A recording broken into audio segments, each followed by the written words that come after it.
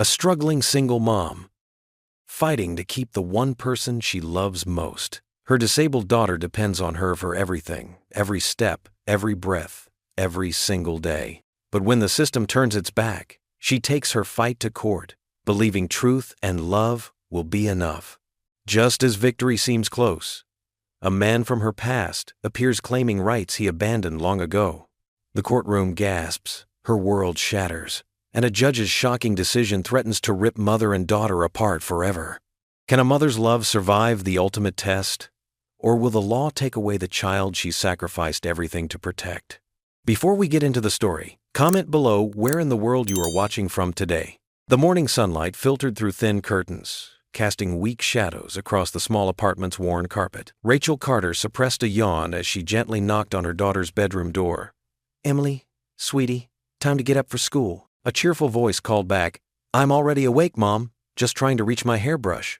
Rachel pushed open the door to find Emily sitting up in bed, her wavy brown hair tousled from sleep. The girl's bright smile never failed to warm Rachel's heart, even on the coldest mornings. Emily's wheelchair sat beside the bed, perfectly positioned where Rachel had left it the night before.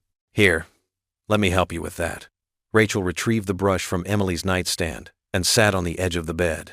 As she worked through the tangles in Emily's hair, her daughter hummed a tune from her favorite movie. "Can I wear my butterfly clips today?" Emily asked, reaching for the small box on her bedside table. "Of course." Rachel's fingers worked deftly, securing Emily's hair with the colorful clips. "Now, let's get those braces on and get you dressed." The morning routine was one they had perfected over years. Rachel helped Emily into her clothes, then carefully fastened the leg braces. Her hands moved with practiced precision, checking each strap and buckle. "Too tight?" she asked, adjusting a strap near Emily's knee. "No, perfect," Emily declared, her face bright with determination. "I bet I can transfer to my chair all by myself today." Rachel stood close, ready to help if needed. But Emily managed the move smoothly. Pride swelled in Rachel's chest. Every small victory, every bit of independence her daughter gained, felt like a triumph worth celebrating. In the kitchen, Rachel packed Emily's lunch while simultaneously preparing breakfast. The bills spread across the counter caught her eye. Medical expenses, utilities, rent. She quickly shuffled them into a pile, hiding them under a cookbook. The numbers had been dancing in her head all night during her late shift at the diner. "Mom, can you pack extra napkins?" Emily called from the bathroom where she was brushing her teeth. "Last time I spilled juice all over my math worksheet." "Already done, sweetie." Rachel added the last items to Emily's backpack: emergency medical supplies, spare braces, and the contact list of doctors. The familiar weight of responsibility settled on her shoulders as she checked and double-checked everything. Emily wheeled herself into the kitchen, the wheels making a soft whirring sound against the linoleum floor. "Something smells good. Toast with cinnamon and banana slices, your favorite."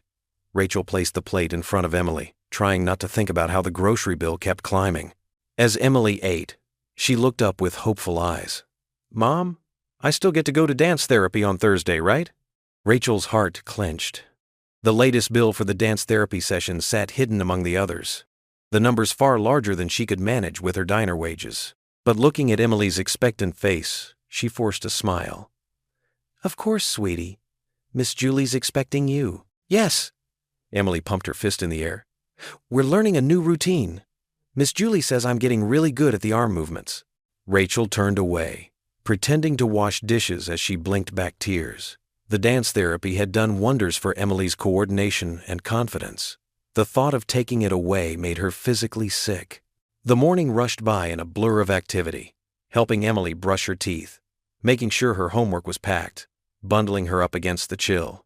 Rachel's own exhaustion from yesterday's double shift tugged at her, but she pushed it aside. There would be time for rest later, maybe. At the bus stop, Emily chatted excitedly about her upcoming science project, while Rachel checked the wheelchair's brakes one last time. The special education bus arrived right on schedule, its lift deploying with a mechanical whir. "Love you, Mom," Emily called as the driver secured her wheelchair. "Love you more, sunshine.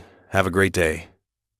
Rachel waved until the bus disappeared around the corner, then hurried back to the apartment to get ready for her morning shift. The diner was already busy when she arrived, her manager giving her a stern look for being 2 minutes late. Rachel tied on her apron and dove into the breakfast rush, carrying plates, refilling coffee cups, forcing smiles for customers who didn't bother to look her in the eye. Her feet ached by mid-morning, but she couldn't afford to take breaks. Every tip counted, especially now. Between orders, she calculated and recalculated her budget, trying to find dollars that simply weren't there. The day stretched endlessly. After her morning shift ended, she had just enough time to pick Emily up from school, help with homework, and prepare dinner before heading back for the evening shift. Emily's babysitter, Mrs. Henderson from next door, arrived just as Rachel was finishing the dishes. "There's leftover casserole in the fridge," Rachel told Mrs. Henderson, kissing Emily goodbye. "And her medicine is on the kitchen counter, labeled and ready."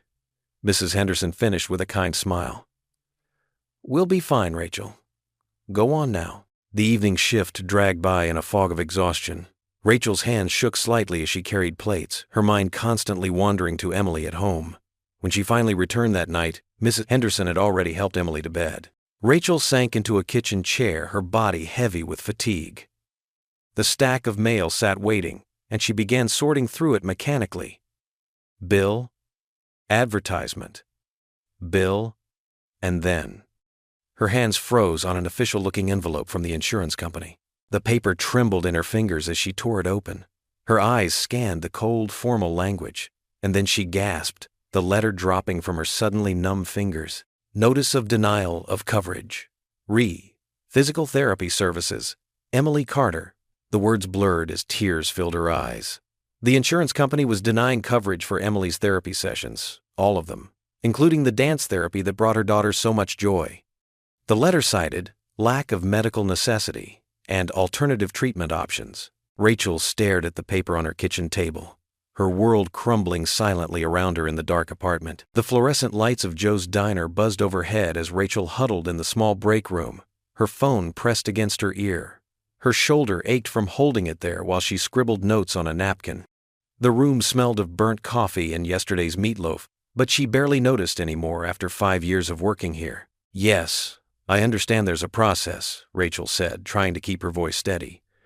"But my daughter Emily needs these treatments. Her cerebral palsy, as I've explained, Mrs. Carter." The insurance representative cut in with a clipped tone. "The therapy has been classified as non-essential. We can only cover medically necessary procedures." Rachel's fingers tightened around her pen. "Non-essential? Have you seen what these sessions do for her? Her mobility has improved so much. I don't make the policies, ma'am. I just enforce them." "Please," Rachel whispered, her voice cracking.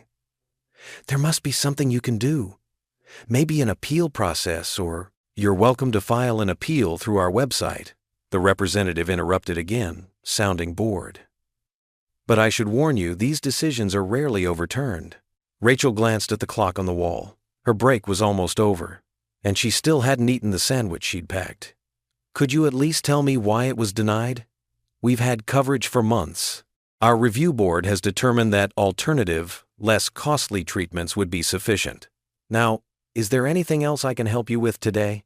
The rehearsed politeness in the woman's voice made Rachel's stomach turn. "No, I suppose not. Have a nice day, Mrs. Carter." The line went dead before Rachel could respond. She dropped the phone onto the scratched break room table and pressed her palms against her eyes, fighting back tears. The door creaked open, and she quickly straightened up. "Hey, sugar." It was Donna, one of the older waitresses who'd taken Rachel under her wing when she'd first started. "Those insurance vultures giving you trouble?" Rachel managed a weak smile. "That obvious, huh?" Donna pulled out a chair, the metal legs scraping against the linoleum floor. Her gray hair was pulled back in its usual neat bun, and her name tag sparkled with the little butterfly stickers Emily had given her last Christmas. "I could hear you all the way by the coffee maker," Donna said, reaching across to pat Rachel's hand. "And honey, you've got that look you get when someone's being particularly pig-headed about Emily's care." Rachel picked up the napkin covered in her desperate notes and crumpled it into a ball. "They won't cover her dance therapy anymore." "Said it's non-essential." She made air quotes with her fingers, her voice bitter. "Try telling that to Emily when she's beaming after a session, showing off her new moves." "That's just plain wrong," Donna said, shaking her head. "You know what you ought to do? Take them to court." Rachel let out a harsh laugh. Right. Because I've got an extra few $1,000s lying around for a lawyer. She stood up, smoothing her apron. I can barely keep up with the rent, Donna. There must be someone who could help. One of those what's it, lawyers? Pro bono? Rachel shook her head. I looked into it. The waiting lists are months long, and most won't even touch insurance cases. She grabbed her phone and tucked it into her apron pocket. Break's over anyway. Table 6 is probably wondering where their refills are. Rachel. Donna's voice stopped her at the door. You're not alone in this, honey. Remember that. Rachel nodded, not trusting herself to speak, and pushed through the swinging door into the busy diner. She plastered on her work smile and went back to refilling coffee cups and taking orders. But her mind kept drifting to Emily's therapy session scheduled for next week, the one she couldn't afford to pay for out of pocket. The rest of her shift passed in a blur of customer demands and greasy plates. By the time she got home, her feet were aching and her head was pounding. Mrs. Henderson from next door had watched Emily after school, as usual. Rachel found her daughter in her wheelchair at the kitchen table, working on her homework. Hi, Mom. Emily's face lit up. How was work? Mrs. Henderson helped me with my science project. Want to see? Rachel forced a smile. Of course, sweetie. Just give me a minute, okay? She hurried to the bathroom, closing the door behind her. Only then did she let the tears fall, sliding down to sit on the closed toilet lid. The sobs came quietly at first, then harder, until her shoulders shook with the effort of keeping them silent. She pressed a hand over her mouth, but a few whimpers escaped anyway. Mommy? Emily's soft voice came through the door. Don't cry. Rachel quickly wiped her eyes. I'm okay, baby. Just give me a minute. There was a pause. Then Emily spoke again, her voice strong and sure, despite its gentleness. You always say we're stronger together. Fresh tears spilled down Rachel's cheeks, but these were different. Emily's words, her own words, reflected back at her, pierced straight through her despair. She could hear the slight squeak of Emily's wheelchair as her daughter waited patiently on the other side of the door. You're right, baby, Rachel said, her voice still shaky but growing stronger. You're absolutely right. The morning sun filtered through the stained glass windows of First Community Church, casting colorful patterns across the worn wooden pews. Rachel Carter sat in her usual spot near the back, her daughter Emily beside her in her wheelchair. The familiar scent of old hymnals and wood polish filled the air as Pastor Daniel's voice carried through the sanctuary. Rachel bowed her head during the prayer, feeling small and unseen among the congregation. Emily's hand found hers, warm and reassuring, but Rachel's mind wandered to the stack of medical bills waiting at home. The choir's voices swelled around them, but she barely heard the words. Let us pray for those among us carrying heavy burdens, Pastor Daniel said, his gentle voice reaching every corner of the church. Rachel's throat tightened as she thought of her own burden, one that felt too heavy to share. Emily squeezed her hand. Mommy, you're squeezing too tight, she whispered with a gentle smile. Rachel loosened her grip, managing a small smile back at her daughter. As the service ended, the usual bustle of conversation filled the sanctuary. Rachel helped Emily navigate her wheelchair through the crowd, nodding politely at the familiar faces who smiled their way. She hoped to slip out quietly, as they usually did, but Pastor Daniels caught her eye. Rachel, wait a moment, he called, making his way through the dispersing congregation. His kind face creased with concern as he drew closer. I've noticed you seem troubled these past few weeks. Rachel shifted uncomfortably, one hand resting on Emily's wheelchair. Oh, I'm fine, Pastor. Just tired from work. That's all. Emily looked up at her mother. Mommy, you said we shouldn't tell lies, even little ones. Pastor Daniels chuckled softly at Emily's honesty, then gestured toward a quieter corner near the church office. Why don't we talk for a moment? Rachel hesitated, then wheeled Emily over to the indicated spot. The sounds of the departing congregation faded into the background. What's troubling you, Rachel? Pastor Daniels asked gently. The dam broke. The insurance company, Rachel began, her voice wavering. They're denying coverage for Emily's therapy sessions. I've called and called, but they won't budge. I can't afford the treatments on my own, and Emily needs them. She's made so much progress. She wiped quickly at her eyes. Emily reached up to pat her mother's arm. Don't cry, Mommy. Remember what you always tell me? God has a plan. A slight movement caught Rachel's attention. A tall, elderly man in a well-worn suit had paused nearby, seemingly absorbed in reading the church bulletin board. But something in his posture suggested he was listening intently. Pastor Daniels noticed him too. "Henry, would you join us for a moment?" The man turned, revealing a dignified face lined with age and wisdom. His silver hair was neatly combed, and despite his obvious years, he stood straight and carried himself with quiet authority. "Henry Whitman," he introduced himself, extending his hand to Rachel. His handshake was firm and warm. "I couldn't help overhearing your situation." "Rachel Carter," she replied automatically. "And this is my daughter, Emily." Emily beamed up at him. "Hi, Mr. Whitman. I like your bow tie." Henry smiled, touching the navy blue bow tie at his collar. "Thank you, young lady. I've worn one every Sunday for 40 years. He turned back to Rachel, his expression becoming serious. "Mrs. Carter, I'm a retired lawyer. I specialized in insurance law before I stepped back from practice 3 years ago." Rachel's heart skipped a beat. "Oh, I couldn't afford." Henry held up a hand. "I'm offering my services pro bono. That means free of charge," he added, winking at Emily. "My Martha, my wife, she passed last year. She would have wanted me to help. She always had a soft spot for fighters, and from what I've heard, you're quite the fighter, Mrs. Carter. Please, call me Rachel," she managed, her voice thick with emotion. Pastor Daniels smiled broadly. Henry's being modest. He was one of the most respected insurance lawyers in the state before he retired.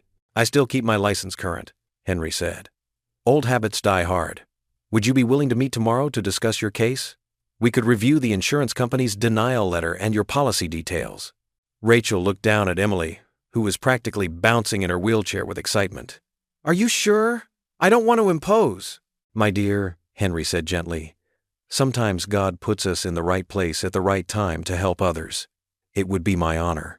They exchanged contact information, and Henry suggested meeting at his home office the next afternoon. As Rachel wheeled Emily toward the church exit, her mind was spinning with this unexpected turn of events. The spring air was fresh and cool as they made their way to their old sedan in the parking lot. Rachel helped Emily into her car seat with practice movements, securing her safely before folding the wheelchair and storing it in the trunk. As she slid behind the wheel, Emily's voice came from the back seat, clear and confident. "Mommy, God sent us a helper." Rachel looked in the rearview mirror at her daughter's bright face, feeling the first stirrings of hope she'd experienced in weeks. "You know what, sweetheart? I think you might be right." She started the car, the familiar rattle of the engine somehow less worrisome than it had been that morning.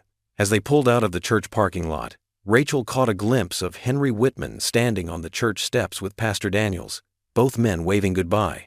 The morning sun caught Henry's silver hair, and for a moment, it looked like a halo. The courthouse loomed before them, its stone steps worn smooth by decades of footsteps. Rachel Carter clutched her manila folder of medical documents, her knuckles white against the pale paper. Beside her, Henry Whitman's steady presence provided an anchor as they climbed the steps together in the crisp morning air. "Deep breaths," Henry reminded her gently, his weathered hand touching her elbow to guide her through the heavy wooden doors.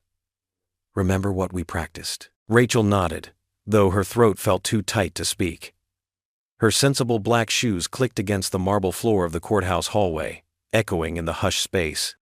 Emily sat in her wheelchair near a wooden bench, chatting with Sarah, a kind-faced volunteer from their church who had offered to stay with her during the hearing. "Mommy!" Emily's face lit up. "You look so pretty in your blue dress." Rachel managed a wobbly smile, kneeling beside her daughter's wheelchair. "Thank you, sweetheart. You be good for Miss Sarah, okay?" "I will." Emily squeezed her hand. "Remember what we always say? We're stronger together," Rachel whispered, pressing a kiss to Emily's forehead. Inside the courtroom, Rachel's heart thundered against her ribs. The room felt impossibly large, with its high ceilings and dark wood paneling.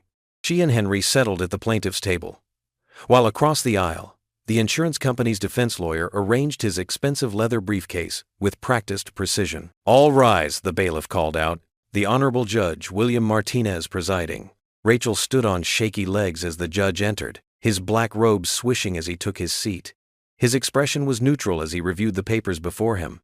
Carter versus Midwest Health Insurance, he announced. You may be seated. Opening statements, please. Henry rose slowly, his movements deliberate. Despite his age, his voice carried clearly through the courtroom.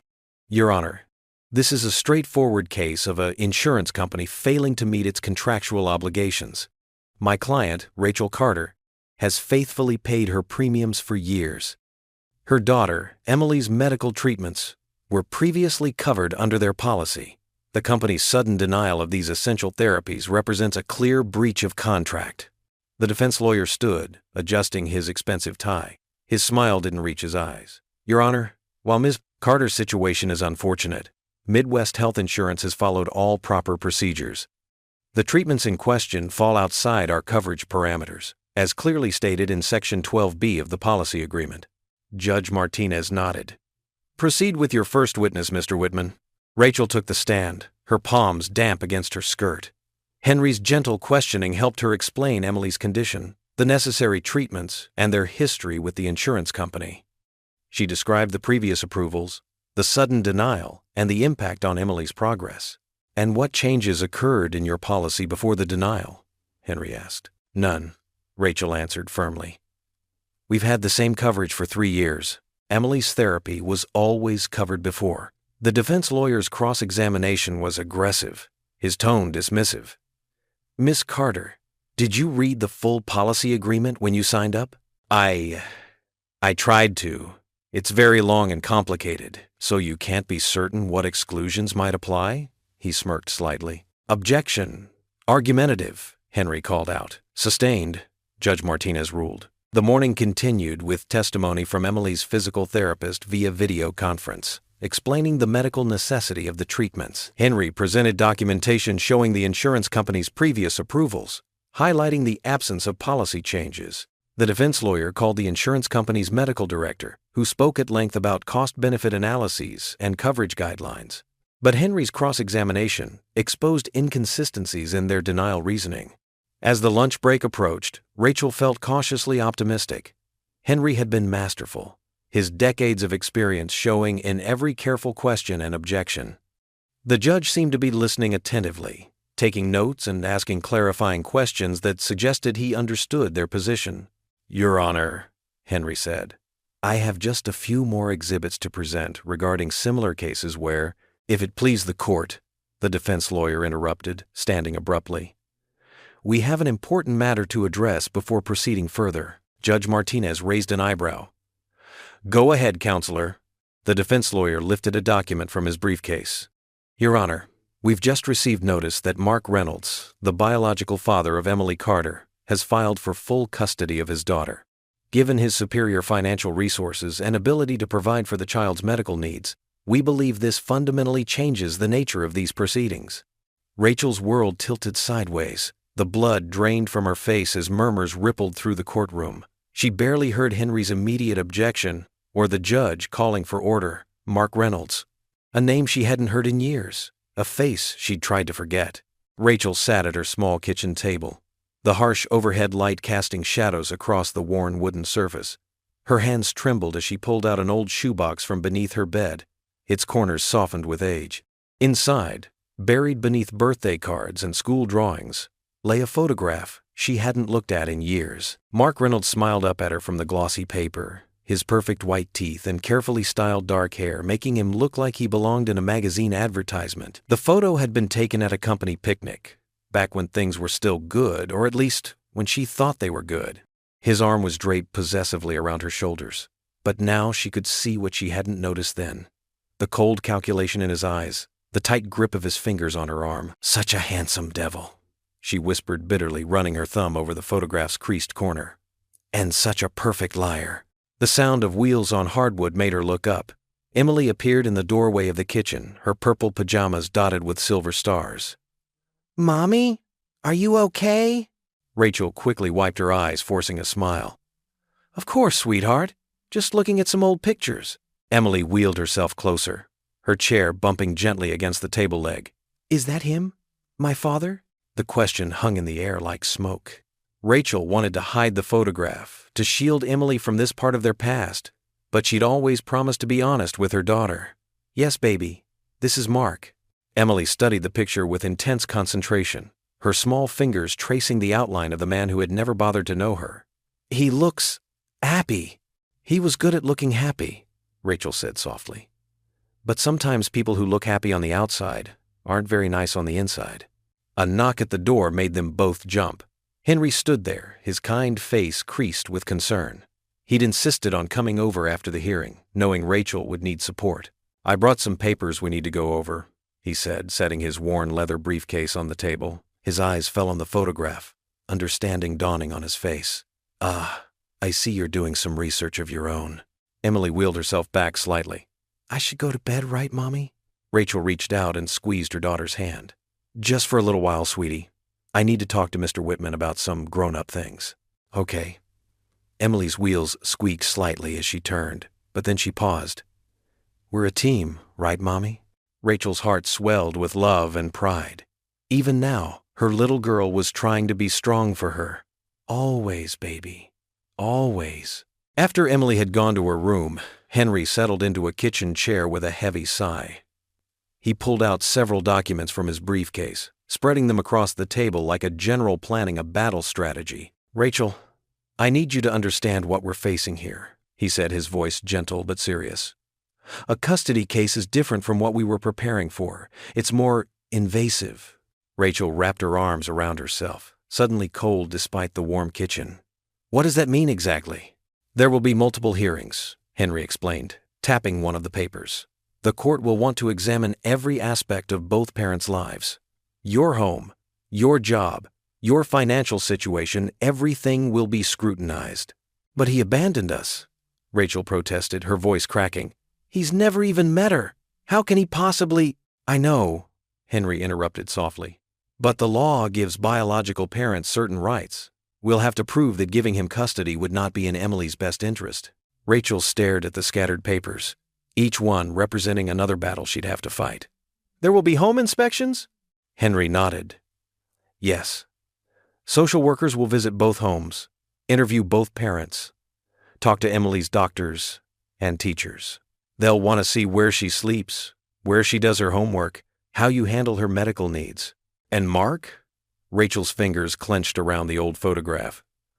"Will they look at his life the same way?" "They should," Henry said, his jaw tightening slightly. "But Rachel, he has money. He'll have expensive lawyers who know how to present everything in the best possible light." Rachel pushed back from the table, needing to move. She paced the small kitchen, her sock-clad feet silent on the linoleum. "He lives in one of those fancy condos downtown. His place will look perfect compared to this apartment." "A home isn't about fancy furniture or expensive appliances," Henry reminded her. "It's about love, stability, and dedication to a child's well-being. That's what we'll focus on." Rachel stopped at the sink, staring out the small window into the darkness. "How long will this take?" "Weeks, possibly months," Henry admitted. "These cases can be lengthy. But Rachel?" He waited until she turned to face him. "You're not alone in this fight. I've handled custody cases before, and I've seen parents with far less love and dedication than you show Emily every day." A small sound from the hallway drew their attention. Emily sat in her wheelchair, tears streaming down her face. "I don't want to leave you, Mommy." Rachel crossed the kitchen in 3 quick steps, dropping to her knees beside Emily's chair. She gathered her daughter into her arms, holding her close as Emily's tears soaked into her shoulder. "Listen to me," Rachel whispered fiercely, her own tears falling now. "I will never let anyone take you away. Never. You're my heart, my whole world. We're a team. Remember?" Emily nodded against her shoulder, her small body shaking with sobs. "Promise?" Rachel pulled back, just enough to look into her daughter's eyes, seeing in them all the strength and love that had kept her going through the hardest times. "I promise, baby. I promise." From the table, Henry watched the scene with misty eyes, knowing that this moment, this pure love between mother and daughter was worth more than all the expensive lawyers and fancy condos in the world. He would make sure the judge saw it too. The morning rush at Pete's Diner was in full swing.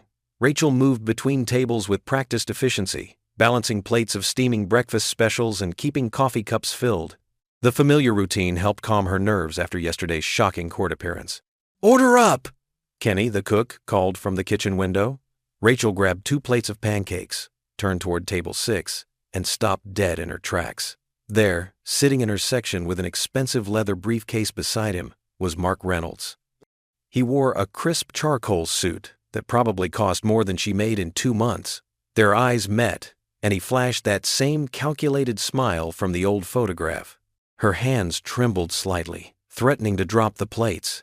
Betty, an older waitress who had worked at the diner for 20 years, noticed Rachel's distress and quietly took the plates from her. "I've got these, honey," Betty whispered, giving Rachel's arm a gentle squeeze.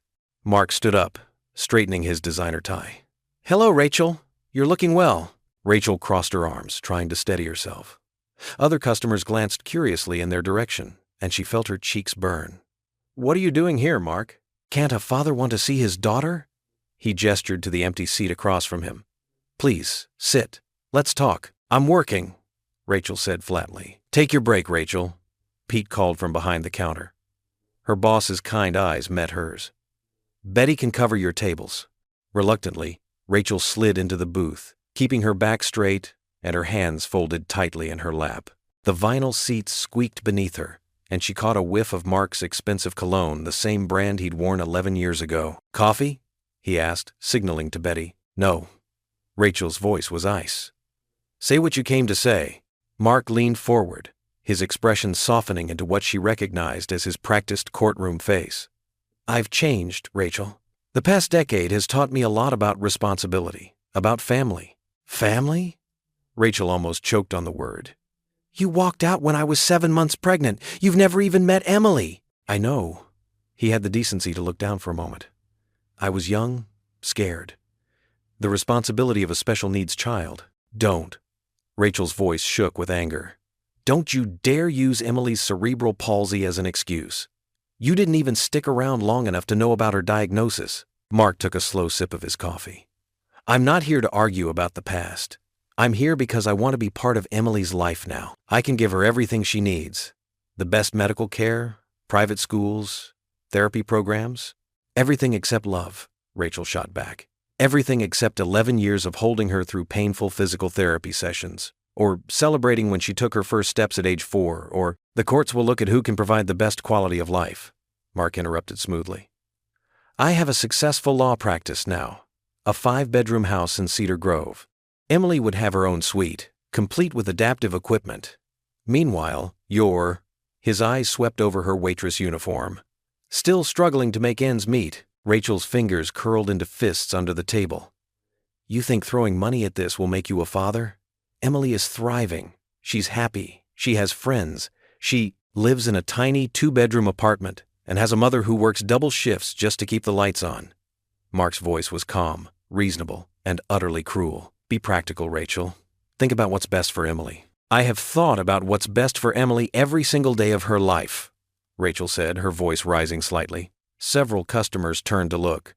"While you were building your perfect life, I was building something far more valuable, a relationship with our daughter." Mark opened his briefcase and pulled out a thick manila envelope. "These are copies of my financial statements, property deed, and character references. Share them with your volunteer lawyer." His lip curled slightly at the mention of Henry. "Maybe we can work something out before this gets messy." Rachel stood up so quickly, her hip bumped the table, making the coffee cups rattle. "The only thing messy here is thinking you can buy your way into being a father." She turned to leave, then paused. "And Henry Whitman is twice the lawyer you'll ever be, because he actually has a heart." She walked away, her uniform damp with nervous sweat, her whole body shaking. Pete caught her eye and nodded toward the door. "Go home, Rachel. Take the rest of the day." The drive home was a blur of tears and anger. Rachel parked in front of her apartment building, surprised to see Henry's old station wagon already there. The retired lawyer sat on the front steps, a legal pad balanced on his knee. "I was in the neighborhood," he said kindly as she approached. His eyes narrowed when he saw her face. "What happened?" Rachel sank down beside him on the cool concrete steps. Mark showed up at the diner. She told him about the conversation, her voice breaking when she described Mark's casual dismissal of her life with Emily. Henry listened quietly, occasionally making notes. When she finished, he placed a gentle hand on her shoulder. He's trying to rattle you, Rachel. It's a common tactic. Show up unexpectedly. Flex financial muscle. Make the other party feel small. Well, it worked, Rachel admitted, wiping her eyes with her sleeve. Everything he said about providing for Emily was just about money, Henry finished firmly. And while the courts do consider financial stability, they look at much more than that. They look at established bonds, emotional well-being, stability of routine. He pulled a thick folder from his briefcase. Which is why we're going to document every aspect of your life with Emily. Every doctor's appointment you've never missed. Every school event you've attended. Every adaptation you've made to your home, and schedule to accommodate her needs. Rachel straightened her shoulders, Mark's smug face fresh in her memory. Where do we start?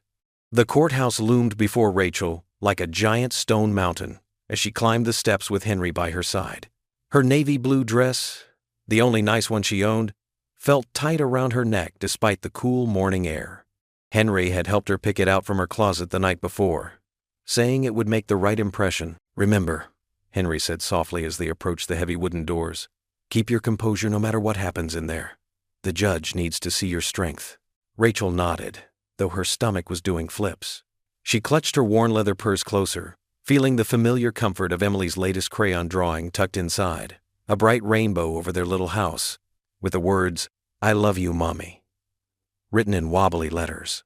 Inside the courtroom, the polished wooden benches gleamed under fluorescent lights. Rachel and Henry took their seats at the plaintiff's table, and she tried not to fidget with the folder of documents in front of her. The room was eerily quiet, except for the gentle whir of the air conditioning and the occasional shuffle of papers.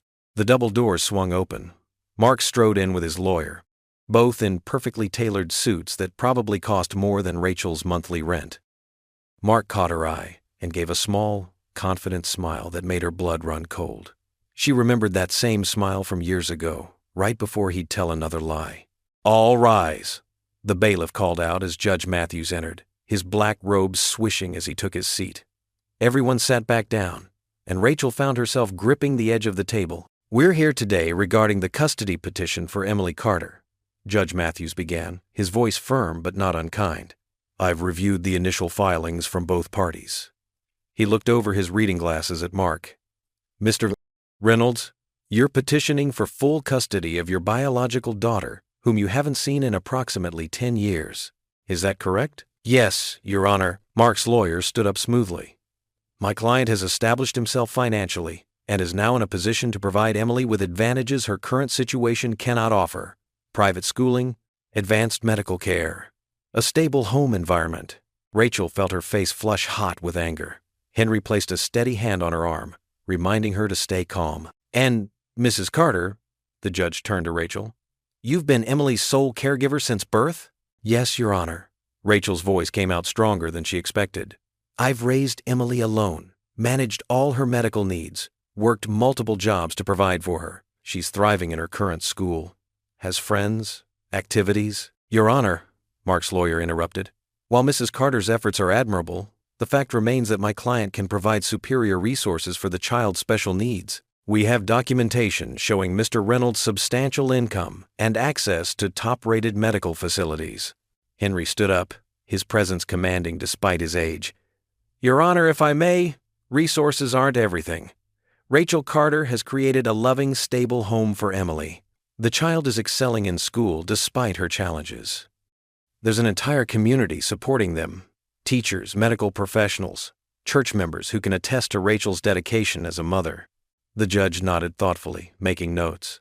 I've reviewed the preliminary reports, including Emily's current medical records and school performance. He looked between both parties. This is not a decision to be made lightly. Given the complexity of the situation and the serious nature of Emily's medical needs, I'm ordering a full custody trial. Rachel's heart sank to her shoes. Henry had warned her this might happen, but hearing it made it real. We'll begin formal proceedings next week, the judge continued. I want full financial disclosures from both parties, home environment evaluations, and testimony from Emily's doctors and teachers. I'm also appointing a guardian ad litem to represent Emily's interests specifically. Mark's lawyer smiled, clearly pleased. Rachel fought to keep her breathing steady. Until then, Judge Matthews concluded, current custody arrangements will remain in place. We'll reconvene next Tuesday at 9 a.m. Court is adjourned. The gavel came down with a sharp crack that seemed to echo through Rachel's bones. As people began gathering their things, Mark approached Rachel's table. "This is for the best," he said quietly. "You know I can give her everything you can't." Before Rachel could respond, Henry stepped between them. "Save it for the trial, Mr. Reynolds," he said firmly. Mark shrugged and walked away, his expensive shoes clicking on the polished floor. Rachel gathered her papers with trembling hands. "Several weeks," she whispered to Henry. "How can I possibly afford to take that much time off work?" "We'll figure it out," Henry assured her, helping her pack her briefcase. "The church community wants to help. And remember, this gives us time to build an even stronger case." Outside in the courthouse hallway, Emily sat in her wheelchair, reading a book while a court volunteer watched over her. When she saw Rachel, her face lit up with that special smile that always made everything better. But then she noticed her mother's expression. "Mommy?" Emily's voice was small, worried. "Does this mean I have to leave?" Rachel knelt beside the wheelchair, taking Emily's small hands in hers. She could feel the slight tremors that were part of Emily's condition, but her daughter's grip was strong and sure. Looking into those trusting brown eyes, Rachel swallowed the lump in her throat. "Not if I can help it," she said firmly, pulling Emily into a gentle hug. Over her daughter's shoulder, she met Henry's encouraging gaze. Whatever it took, however long it took, she would fight. Emily was worth everything. The kitchen light flickered dimly over Rachel's small table, now completely covered with stacks of folders, papers, and documents. The evening shadows stretched long across the linoleum floor as she sat with Henry, their heads bent over the scattered evidence of her life with Emily. A coffee pot gurgled in the background, brewing its third batch of the day. "These therapy progress reports are excellent," Henry said, adjusting his reading glasses as he studied a thick manila folder.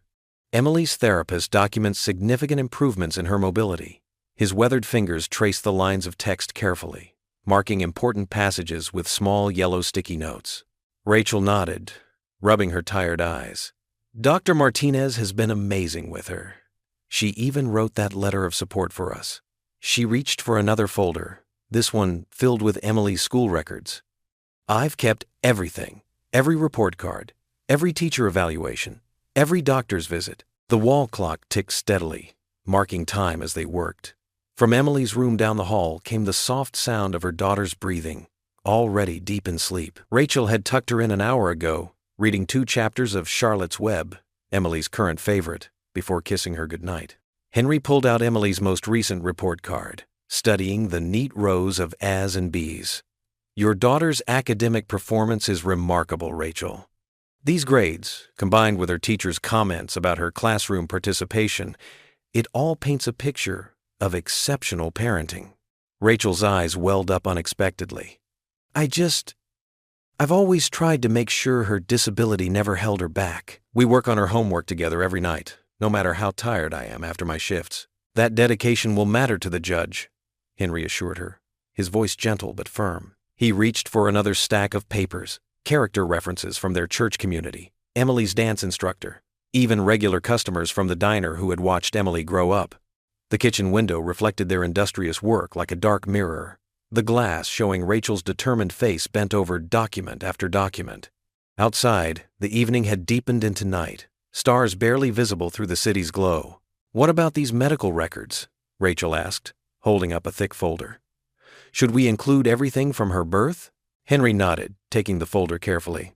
"Absolutely. We need to show your consistent attention to her medical needs from day one." He began organizing the papers chronologically, creating neat stacks. Every prescription, every therapy session, every specialist consultation, it all demonstrates your commitment to her care. Rachel's hands trembled slightly as she sorted through more papers. "I remember every single one of these appointments." Sitting in waiting rooms, holding her hand through procedures, celebrating every tiny improvement, her voice caught. "How can Mark just walk in now and claim he deserves her?" "Focus on documenting your story," Henry advised, his kind eyes meeting hers. "The facts are on your side. Look at all this evidence of your love and dedication." They worked in comfortable silence for a while, the only sounds being shuffling papers and the occasional clink of coffee cups. Rachel found herself grateful for Henry's steady presence, his legal expertise giving structure to her overwhelming emotions. "Here's something important," Henry said suddenly, holding up a letter. "The note from Emily's physical therapist about how you learned all the home exercises to help Emily between sessions. That shows extraordinary parental involvement." Rachel remembered those long evenings, carefully helping Emily stretch and strengthen her muscles, turning the exercises into games to keep her daughter's spirits up. "We called it our special dance time," she said softly. A small sound from Emily's room made Rachel pause, listening intently, but it was just her daughter turning over in her sleep. The night felt protective somehow, wrapping around their little apartment like a warm blanket. Henry began organizing their selected documents into clear plastic folders, labeling each one with precise descriptions. "The first trial date is next Thursday," he reminded her. "We'll be well prepared." Rachel watched him work, his methodical approach bringing order to the chaos of papers. In the quiet kitchen, she found herself closing her eyes briefly, offering a silent prayer. "Lord, please don't let me lose her," she whispered, so quietly that Henry pretended not to hear. Her gaze drifted to the window, where the dark sky stretched endlessly above their small town. The same stars that had watched over Emily's whole life seemed to twinkle with either promise or warning. Rachel couldn't tell which. She repeated her prayer in her heart, feeling its weight settle deep in her soul. "Please don't let me lose her." The night pressed against the kitchen window, dark and vast, as mother and lawyer continued their careful work, building a wall of evidence against the threat that loomed ahead. Every paper they sorted was another brick in the foundation of Rachel's fight to keep her daughter where she belonged, safe at home, just down the hall, sleeping peacefully in her bed. The marble halls of the courthouse echoed with footsteps as Rachel walked beside Henry on Monday morning. Her navy blue dress, borrowed from a neighbor, felt stiff and foreign. Her hands trembled as she clutched her purse, her knuckles white with tension. "Remember," Henry said softly, his voice steady and reassuring. "Just speak from your heart. Tell the truth as you've lived it." The courtroom doors loomed ahead, their polished wood gleaming under fluorescent lights. Rachel paused, taking a deep breath. Through the window, she could see Emily sitting with Mrs. Peterson from church on a bench in the hallway. Her daughter gave her a bright smile and a tiny wave. Inside the courtroom, Mark sat at the defense table in an expensive suit, looking relaxed and confident. His lawyer shuffled papers importantly, barely glancing up as Rachel and Henry entered. The room smelled of wood polish and anxiety. "All rise," the bailiff called out as Judge Martinez entered. Everyone stood, and Rachel felt her knees wobble slightly. After preliminary matters, Henry stood. "Your Honor, we call Rachel Carter to the stand." Rachel's heels clicked against the floor as she approached the witness stand. After being sworn in, she settled into the hard wooden chair, trying to keep her breathing steady. "Mrs. Carter," Henry began gently, "please tell the court about Emily's medical condition and her daily needs." Rachel cleared her throat. "Emily has cerebral palsy she needs help with." Her voice cracked, but she pushed forward. "She needs help with many daily activities. Getting dressed, bathing, using her leg braces. She has therapy 3 times a week, physical therapy, occupational therapy, and speech therapy." "And how do you manage these needs while working?" "I work double shifts at the diner starting at 5 a.m. I'm home by the time Emily returns from school. I've arranged my schedule so I can take her to all her appointments. The diner owner, Mr. Jenkins, he's been very understanding about my schedule." As Rachel spoke, she gained confidence, describing the detailed routine she'd created for Emily's care. She explained the special exercises they did together, the medication schedule she maintained, the modifications she'd made to their small apartment to accommodate Emily's wheelchair. "And the cost of these treatments?" Henry prompted. Rachel swallowed hard. "It's difficult. The insurance company's denial hit us hard. I've been picking up extra shifts, selling things we don't absolutely need. Some weeks I have to choose between paying for therapy and buying groceries." The defense lawyer stood up, his expensive suit rustling. "Your Honor, I'd like to cross-examine the witness." Judge Martinez nodded, and Henry squeezed Rachel's shoulder as he returned to his seat. "Miss Carter," the defense lawyer began, his tone sharp, "you say you work double shifts? Who watches Emily during these long hours?" "She's in school during my shifts. And afterward." "So she's alone after school?" he interrupted. "No," Rachel said firmly. "Our neighbor, Mrs. Rodriguez, watches her until I get home." "Ah, yes, the elderly neighbor. Not exactly qualified childcare, is it?" He didn't wait for an answer. And your apartment? 2 bedrooms, correct? Yes, but in what many would consider the less desirable part of town. He raised an eyebrow. While my client, Mr. Reynolds, owns a 4-bedroom house in Brighton Heights. Rachel felt her face flush. We have everything we need. Let's talk about your financial situation. He cut in again, pulling out a stack of papers. You've been late on rent 3 times in the past year, correct? There were some difficult months, but... And you've taken out 2 payday loans? He looked up, his eyes cold. Hardly responsible financial management, wouldn't you agree? Objection, Henry called out. Argumentative, sustained, Judge Martinez said. Watch your tone, counselor. But the defense lawyer pressed on. Ms. Carter, isn't it true that you've missed 2 of Emily's school conferences this year? Rachel felt tears threatening. I couldn't get off work, but I spoke to her teacher on the phone. And you've had to cancel 3 therapy sessions in the past month due to inability to pay? Yes, but... No further questions, Your Honor. The lawyer turned away dismissively, leaving Rachel sitting there, her cheeks burning with humiliation. Redirect, Your Honor. Henry stood quickly. Proceed. Henry approached Rachel, his kind eyes meeting hers. Rachel, why did you miss those school conferences? I was working extra shifts to pay for Emily's medication that month. Her teacher, Mrs. Williams, was very understanding. We had a long phone conference instead, and she sends me weekly email updates. And those therapy sessions you had to cancel? What did you do instead? Rachel straightened her shoulders. I did the exercises with Emily myself. Her therapist taught me how, for times when we couldn't afford sessions, we worked twice as hard at home. One final question, Henry said. What would you say to anyone who suggests Emily would be better off in a bigger house with more financial security? Rachel's voice grew stronger. Money can't buy what Emily needs most. Love, patience, understanding, and dedication to her care. I've learned every aspect of her condition.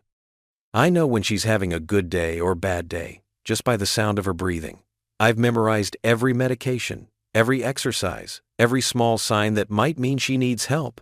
That's not something you can replace with a bigger house or a fancier neighborhood.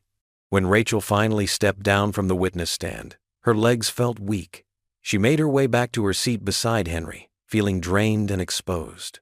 The defense lawyer's words echoed in her head, making her doubt everything she'd done. Outside the courtroom, Henry found her sitting on a bench, trying to hold back tears. Emily was still with Mrs. Peterson, out of earshot. You told the truth, Henry said quietly, sitting beside her. And that's all that matters. Rachel sat in her usual spot at church that Sunday morning, 3rd pew from the back, right side. Emily's wheelchair fit perfectly in the small space next to the aisle. The familiar scent of wood polish and old hymnals filled the air as sunlight streamed through the stained glass windows, casting colorful patterns on the worn carpet. Pastor Daniels had just finished his sermon when something unexpected happened. Mrs. Thompson, Emily's math teacher, made her way down the aisle toward them. Rachel tensed slightly. Teachers usually only approached with concerns about Emily's performance or needs. Rachel, Mrs. Thompson said softly, her round face kind. I've been thinking about your situation all week. I want you to know that I'd be happy to testify about Emily's progress in school. That child of yours, she's one of the brightest students I've ever taught. Rachel blinked back sudden tears. Thank you, she managed to say. That would mean so much. But Mrs. Thompson was just the beginning. As the congregation began to move about after the service, people Rachel had only ever exchanged polite nods with started approaching her one by one. Mr. Jenkins, who owned the hardware store downtown, pressed an envelope into her hands. It's not much, he said gruffly, but maybe it'll help with the legal costs. My wife and I, well, we've been blessed, and we want to share that blessing. Rachel opened the envelope later to find $500 inside. Mrs. Martinez, who always sat in the front row with her 3 teenagers, hugged Rachel fiercely. We're starting a prayer circle for you and Emily, she announced. Every Wednesday evening. You're not alone in this fight, Carita. Emily beamed from her wheelchair, her eyes bright with joy as she watched person after person stop to offer support. See, Mommy? She whispered. God's sending us lots of helpers now, just like Mr. Henry. The church's fellowship hall buzzed with activity after the service. Ladies from the kitchen committee surrounded Rachel with promises of home-cooked meals. You focus on that courtroom, declared Mrs. Wilson, the head of the committee. "We'll make sure you and Emily have good food on the table." Even shy Betty Andrews, who Rachel knew only as the church pianist, stepped forward. I'd like to give Emily free piano lessons," she offered quietly.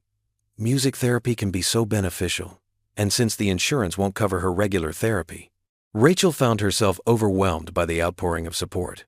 These weren't just hollow promises or pitying looks. These were concrete offers of help from people who had been on the periphery of her life until now. Each gesture, no matter how small, felt like a tiny miracle. Pastor Daniel stood at the front of the fellowship hall, raising his hands for attention. "Brothers and sisters," he announced, his voice carrying across the room, "I'd like us all to gather around Rachel and Emily for a moment of prayer." The congregation formed a circle, and Rachel felt hands reaching out to touch her shoulders, her arms, to rest gently on Emily's wheelchair. The physical connection of so many people supporting them made her throat tight with emotion. "Lord," Pastor Daniels began, "we lift up this precious family to you today. We pray for justice to prevail in the courthouse, for strength for Rachel as she fights this battle, and for Emily's continued joy and courage to inspire us all." As the prayer continued, Rachel heard sniffles and murmurs of amen around her. Emily reached up and squeezed her hand, and Rachel squeezed back, feeling the love and support of the community wrap around them like a warm blanket. After the prayer, people lingered to chat. Rachel noticed a change in how they spoke to her. Gone was the awkward distance that had existed before. Now they talked to her like family, sharing their own stories of struggles and victories. Sarah Miller, a quiet woman who worked at the bank, shared how she had lost custody of her own children years ago but eventually won them back. "Don't lose heart," she told Rachel firmly. "The truth has a way of coming out." As the afternoon wore on, Rachel's purse grew heavy with cards containing phone numbers, offers of help, and more donations. The church secretary handed her a schedule of people who had volunteered to drive Emily to her appointments, giving Rachel one less thing to worry about. By the time they headed home, the sun was setting, painting the sky in shades of pink and gold. Emily chatted excitedly about all the people who had come to support them, her voice filled with wonder and gratitude. That night, after helping Emily with her evening routine and tucking her into bed, Rachel knelt beside her daughter's bed. The carpet was thin beneath her knees, but she hardly noticed. Emily's peaceful breathing filled the quiet room as Rachel bowed her head. For the first time in weeks, hope bloomed fresh and strong in her chest. She wasn't alone anymore. The weight of her struggle felt lighter, shared by so many willing hands and hearts. As she knelt there in the soft darkness, Rachel felt tears of gratitude sliding down her cheeks, not tears of fear or despair this time, but of profound thankfulness for the unexpected angels who had appeared in their lives. The courtroom felt different that morning. Sunlight streamed through the tall windows, casting long rectangles of light across the polished wooden floor. Rachel sat at the plaintiff's table beside Henry, her hands clasped tightly in her lap. The familiar knot of anxiety in her stomach tightened as she watched Mark and his expensive lawyer shuffle papers on the other side of the aisle. Henry leaned over, his voice barely above a whisper. "Rachel, I think it's time we let Emily speak." Rachel's eyes widened. "But she's just a child," she protested softly. "I don't want to put her through this." "Trust me," Henry said, patting her hand gently. "Emily is stronger than you think, and the judge needs to hear her voice." The judge entered, and everyone rose. After they settled back into their seats, Henry stood. "Your Honor, we'd like to call Emily Carter to the stand." Rachel's heart nearly stopped. Across the aisle, Mark's lawyer straightened in his chair, clearly caught off guard. Mark himself frowned, his expensive suit suddenly looking stiff and uncomfortable. The bailiff opened the courtroom door, and Emily wheeled herself in. Rachel had dressed her in her favorite blue dress that morning, the one with tiny white flowers along the hem. Her leg braces gleamed under the fluorescent lights, and her dark hair was neatly braided. Rachel had spent extra time on it, trying to calm her own nerves. Emily's wheels squeaked slightly as she approached the witness stand. The bailiff had to help her transfer from her wheelchair, but Emily managed it with practiced grace. Her feet, in their special orthopedic shoes, didn't quite touch the floor. "Hi," Emily said into the microphone, her voice small but clear. The judge smiled warmly at her. Henry approached slowly, his manner gentle. "Emily, can you tell us about your mom?" Emily's face lit up. "My mom is the best mom in the whole world," she said without hesitation. She never makes me feel different, even though I know I am." Rachel felt tears welling up in her eyes.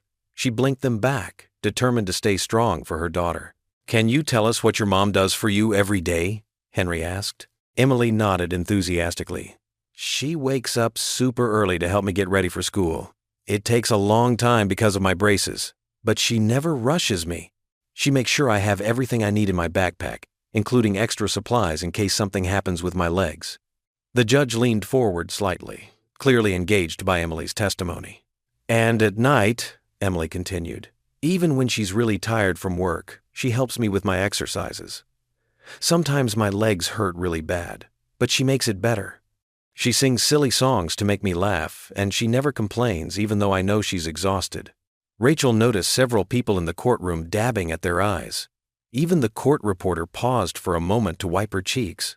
"Emily," Henry said softly, "what would you say to people who think you might be better off living with your father?" Mark shifted uncomfortably in his seat as Emily's eyes found him. She studied him for a moment before turning back to the judge. "I don't really know my father," she said simply. "He's never been there when my legs hurt or when kids at school make fun of me. He's never helped me practice walking with my crutches or celebrated when I learned to wheel myself up the ramp at school." She paused, her small hands gripping the edge of the witness stand. "But my mom, she's always there. She tells me I can do anything, even when things are hard. She works extra shifts at the diner so I can go to dance therapy, which is my favorite thing in the world. She makes me feel like I can fly." The courtroom was completely silent now. Rachel could hear her own heart pounding in her ears. She glanced at Mark and saw him staring at the table, his jaw clenched. "Your Honor," Emily said suddenly, addressing the judge directly, "I know my mom doesn't have as much money as my father, but she has so much love. And that's worth more than anything else, isn't it?" The judge removed his glasses and wiped them with his handkerchief, taking longer than necessary. When he put them back on, his eyes were slightly red. After Emily finished testifying, the bailiff helped her back into her wheelchair. As she rolled past the plaintiff's table, she gave Rachel a small wave and a brave smile. Rachel wanted nothing more than to rush forward and hug her daughter, but she remained seated, her hands trembling in her lap. Outside the courtroom, Rachel finally let her emotions show. She knelt beside Emily's wheelchair and pulled her into a tight embrace, not caring who saw her tears. "Did I do good?" Emily asked, her voice muffled against Rachel's shoulder. Rachel pulled back just enough to look into her daughter's eyes. "You were perfect," she whispered, smoothing Emily's hair. "Absolutely perfect." Henry stood nearby, watching the moment with misty eyes.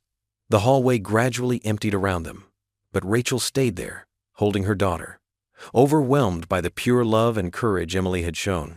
In that moment, she felt stronger than she had in weeks, fortified by the simple truth that had rung through Emily's testimony, that love, not money, was what made a family whole. The courtroom fell silent as Mark Reynolds approached the witness stand. His Italian leather shoes clicked against the wooden floor, and his tailored suit seemed to catch every beam of morning light. Rachel's stomach churned as she watched him settle into the chair, adjusting his silk tie with manicured fingers. "Please state your name for the record," the court clerk instructed. "Mark Andrew Reynolds," he replied, his voice carrying that same smooth confidence Rachel remembered from years ago. He smiled at the judge, looking every bit the successful businessman he claimed to be. Mark's lawyer, Mr. Davidson, stepped forward. "Mr. Reynolds, could you please tell the court about your current situation?" "Of course." Mark straightened in his chair. "I'm the Senior Vice President of Reynolds Development Corporation. We specialize in luxury real estate development across 3 states. I own a 5-bedroom home in the Oakwood Hills subdivision, complete with a swimming pool and private therapy room that could be perfect for Emily's needs." Rachel felt Henry's gentle touch on her arm as she tensed. She watched Mark pull out his phone, scrolling through photos to show the judge. "As you can see, Your Honor, I've already prepared a room for Emily. Top-of-the-line medical equipment, all brand new. The house is in a great school district, and I've researched several private therapy centers nearby." The judge nodded, examining the photos carefully. Rachel's heart sank as she saw the impressed look on his face. "And your annual income, Mr. Reynolds?" Davidson prompted. "Last year, I earned just over $375,000, not including bonuses." Mark's voice carried a note of pride. "I can provide Emily with the best medical care, private schooling, and any equipment she needs. Money would never be an issue." Rachel's cheeks burned as she remembered the stack of unpaid medical bills on her kitchen counter. Henry scribbled notes beside her, his experienced eyes narrowing at certain details in Mark's testimony. "Mr. Reynolds," Davidson continued, "when did you learn about Emily's condition?" "About 6 months ago. I admit I wasn't there before." For the first time, Mark's confidence wavered slightly. "But when I found out about her cerebral palsy, I knew I had to step up. No child should have to go without proper medical care because of financial constraints." The subtle dig at Rachel's situation made her flinch. She watched as Mark described his plans for Emily's care, specialists he'd contacted, schools he'd researched, even a personal nurse he planned to hire. During cross-examination, Henry rose slowly, his weathered face calm. "Mr. Reynolds, you mentioned learning about Emily's condition 6 months ago. Could you tell the court where you've been for the past 10 years? Mark shifted in his seat. "I was building my career, establishing myself. And in those 10 years, did you ever attempt to contact Emily or Ms. Carter?" "No, but did you ever send child support?" "I wasn't aware, Mr. Reynolds." Henry's voice remained gentle but firm. "Could you tell the court the name of Emily's physical therapist?" Mark blinked. I haven't met them yet." "Her favorite color?" "I haven't had the chance to." "Her allergies?" Mark's jaw tightened. "No, but these are things I'll learn." Henry nodded thoughtfully. "One last question. You mentioned private therapy centers near your home. Could you name them?" The silence stretched as Mark fumbled with his phone. "I have a list somewhere." Rachel noticed the judge's expression shift slightly, but Mark's confident testimony about his financial stability still hung heavy in the air. The contrast between his resources and her struggling diner job felt overwhelming. That evening, Rachel sat at their small kitchen table, the overhead light casting shadows across the scratch-marked surface. The plate of spaghetti before her had long gone cold, but she couldn't bring herself to eat. Each twirl of her fork just pushed the noodles into new patterns. Emily sat across from her, her own plate half finished. The leg braces she wore caught the light, reminding Rachel of Mark's promises of new equipment. The thought made her nauseous. "Mommy?" Emily's voice was soft. Rachel looked up, trying to force a smile. "Yes, sweetheart." "You haven't eaten anything." Emily's face showed concern beyond her years. She reached across the table, her small hand finding Rachel's. Her grip was gentle but sure, like always. "Remember what you tell me about eating to stay strong?" Rachel felt tears threatening to spill. Here was her daughter, worried about her, while the world seemed to be slipping away. Emily's hand squeezed hers, and in that simple gesture, Rachel felt all the love and trust they shared. "I'm just not very hungry tonight, baby," Rachel managed to say. Emily's hand remained firmly in hers, warm and reassuring. In that moment, Rachel understood that no amount of money or fancy equipment could replace this. These quiet moments of love and understanding between mother and daughter. They sat there in silence, hands clasped across their humble dinner table, while outside their apartment window, the evening traffic hummed and the streetlights began to flicker on. Emily's gentle squeeze said more than words ever could. The morning sun filtered through the courthouse's tall windows, casting long shadows across the polished floor. Rachel smoothed her borrowed navy blue dress, a kind loan from her neighbor, Mrs.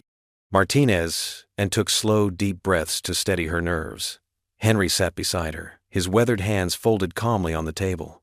"The court calls Rachel Carter back to the witness stand," Judge Thompson announced, his voice echoing through the hushed chamber.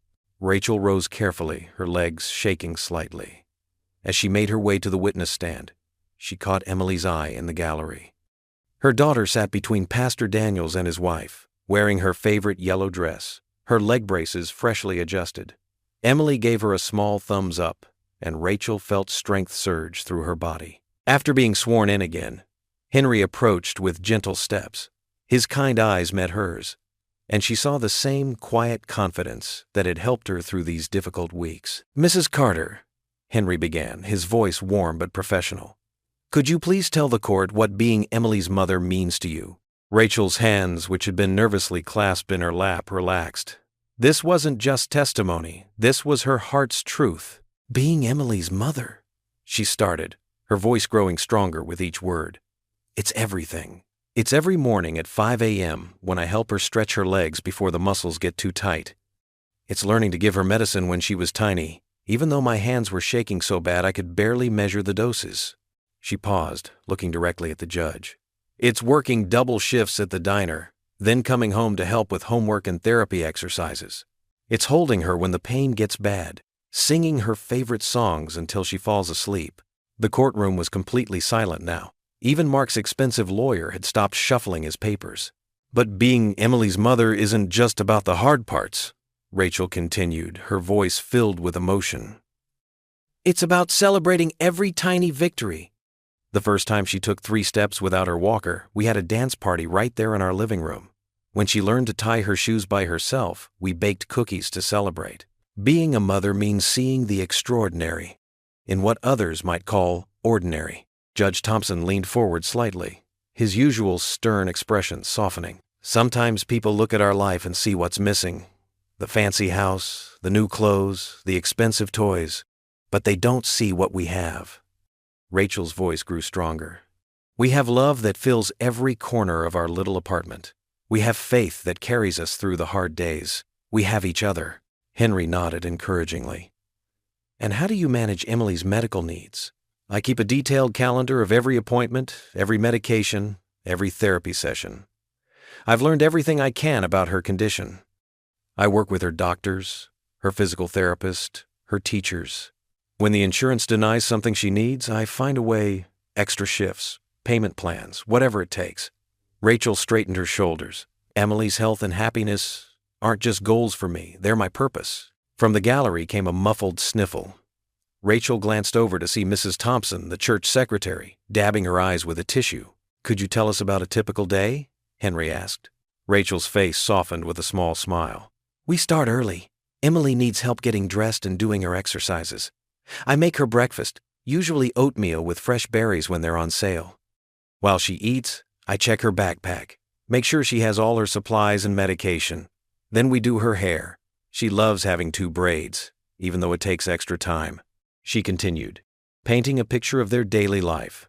The morning rush to school, the coordination with teachers and the nurse's office, the afternoon routine of homework and therapy exercises, the bedtime stories and prayers. It's not always easy, Rachel admitted, her voice honest and clear. There are days when I'm tired, when the bills feel overwhelming, when I wish things were different for Emily's sake. But then she'll look at me with those bright eyes of hers and say something like, Mommy, you're my superhero, or we're the best team ever. And I remember, this is exactly where I'm meant to be. Judge Thompson was writing notes, but his pen moved slowly, his attention clearly caught by Rachel's words. Your Honor, Rachel said, speaking directly to him now, I may not have a big house or a fancy car, but I have given Emily every ounce of love, every bit of strength, every moment of time I possess.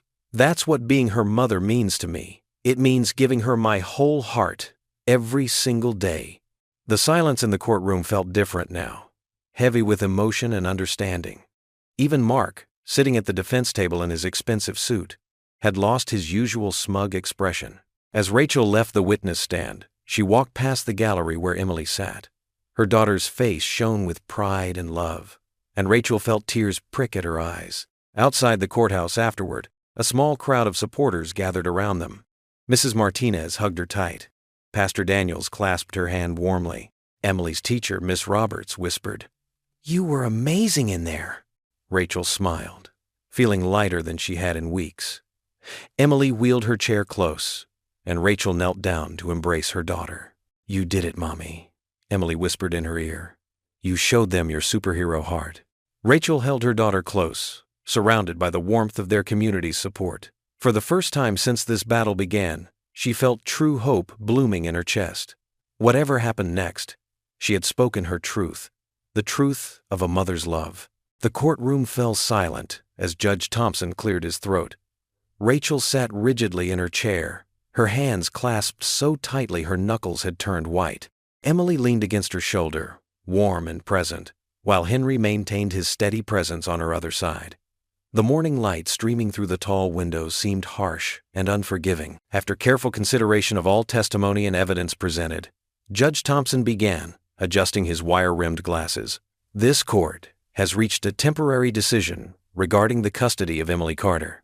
Rachel's heart thundered in her chest. She felt Emily's small hand slip into hers, squeezing with quiet reassurance.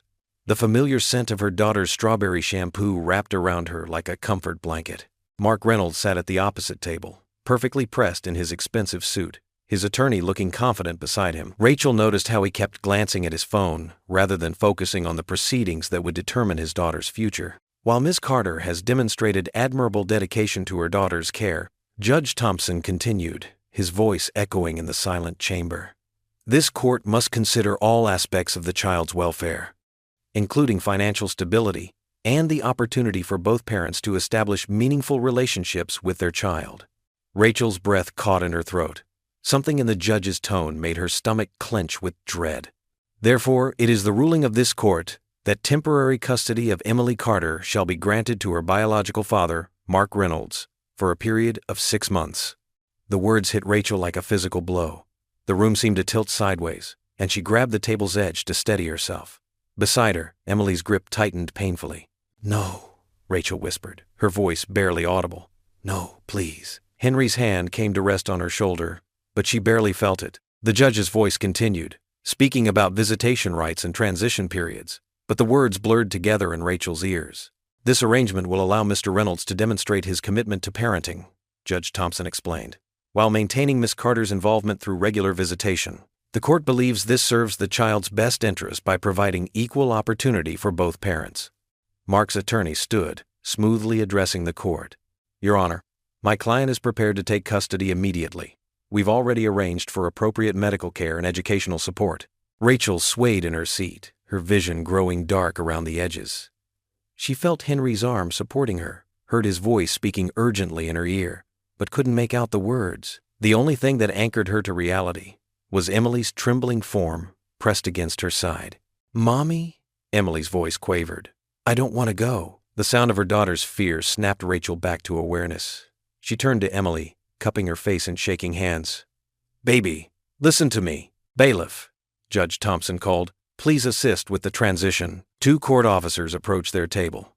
Rachel pulled Emily closer, her heart racing with panic. The little girl's leg braces caught against the chair as she tried to burrow deeper into her mother's embrace.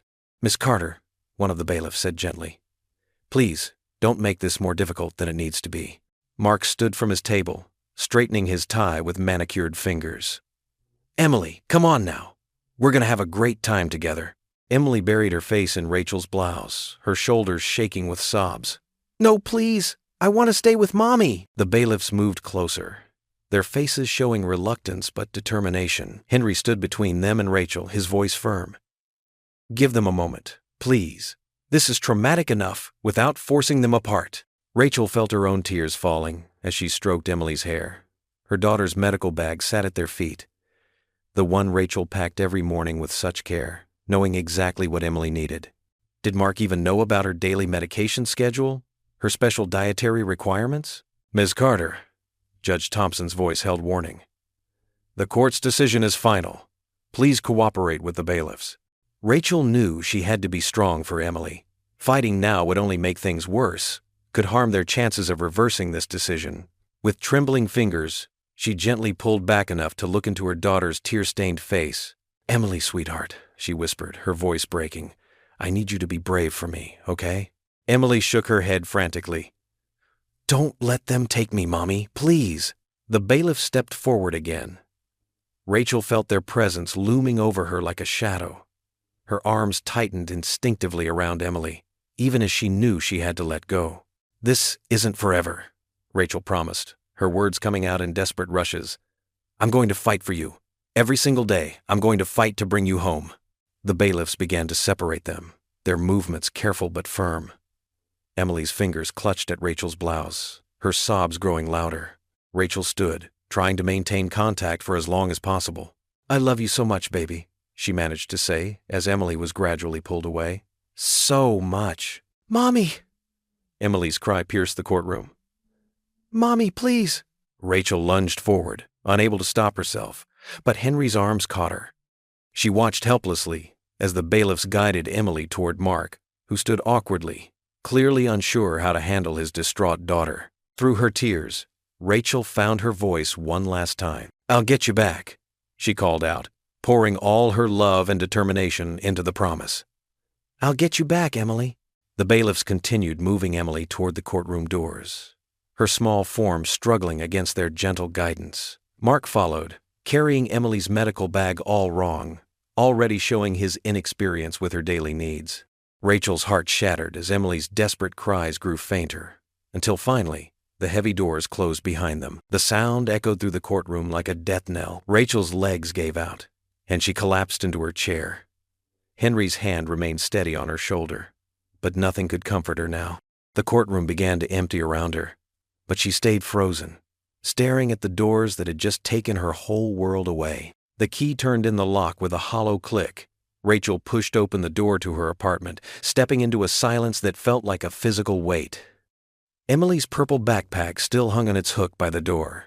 Her math homework from yesterday morning spread across the kitchen table where they'd left it in their rush to get to court. The afternoon sun streamed through the windows, casting long shadows across Emily's favorite stuffed giraffe, slumped in the corner of the couch. Rachel's hands trembled as she picked it up, remembering how Emily had named it Spots, despite it being completely yellow. The soft fur still held her daughter's scent. Every corner of the small apartment held echoes of Emily. Her leg braces lay neatly by the shoe rack, where they always placed them at night. The kitchen counter still had the special step stool Emily used to help with dishes.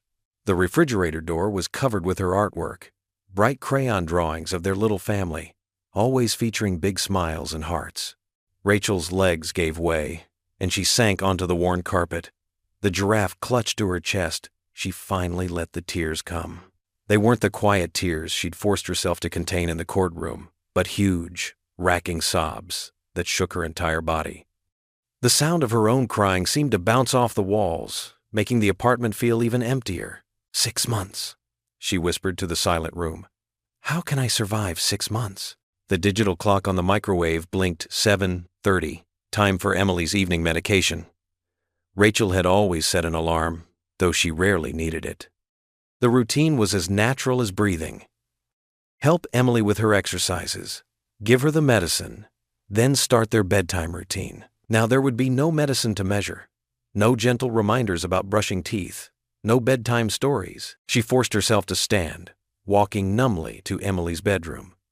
The small twin bed was still unmade from this morning. Emily's favorite purple blanket twisted into a heap. Her collection of seashells lined the windowsill, carefully arranged by size.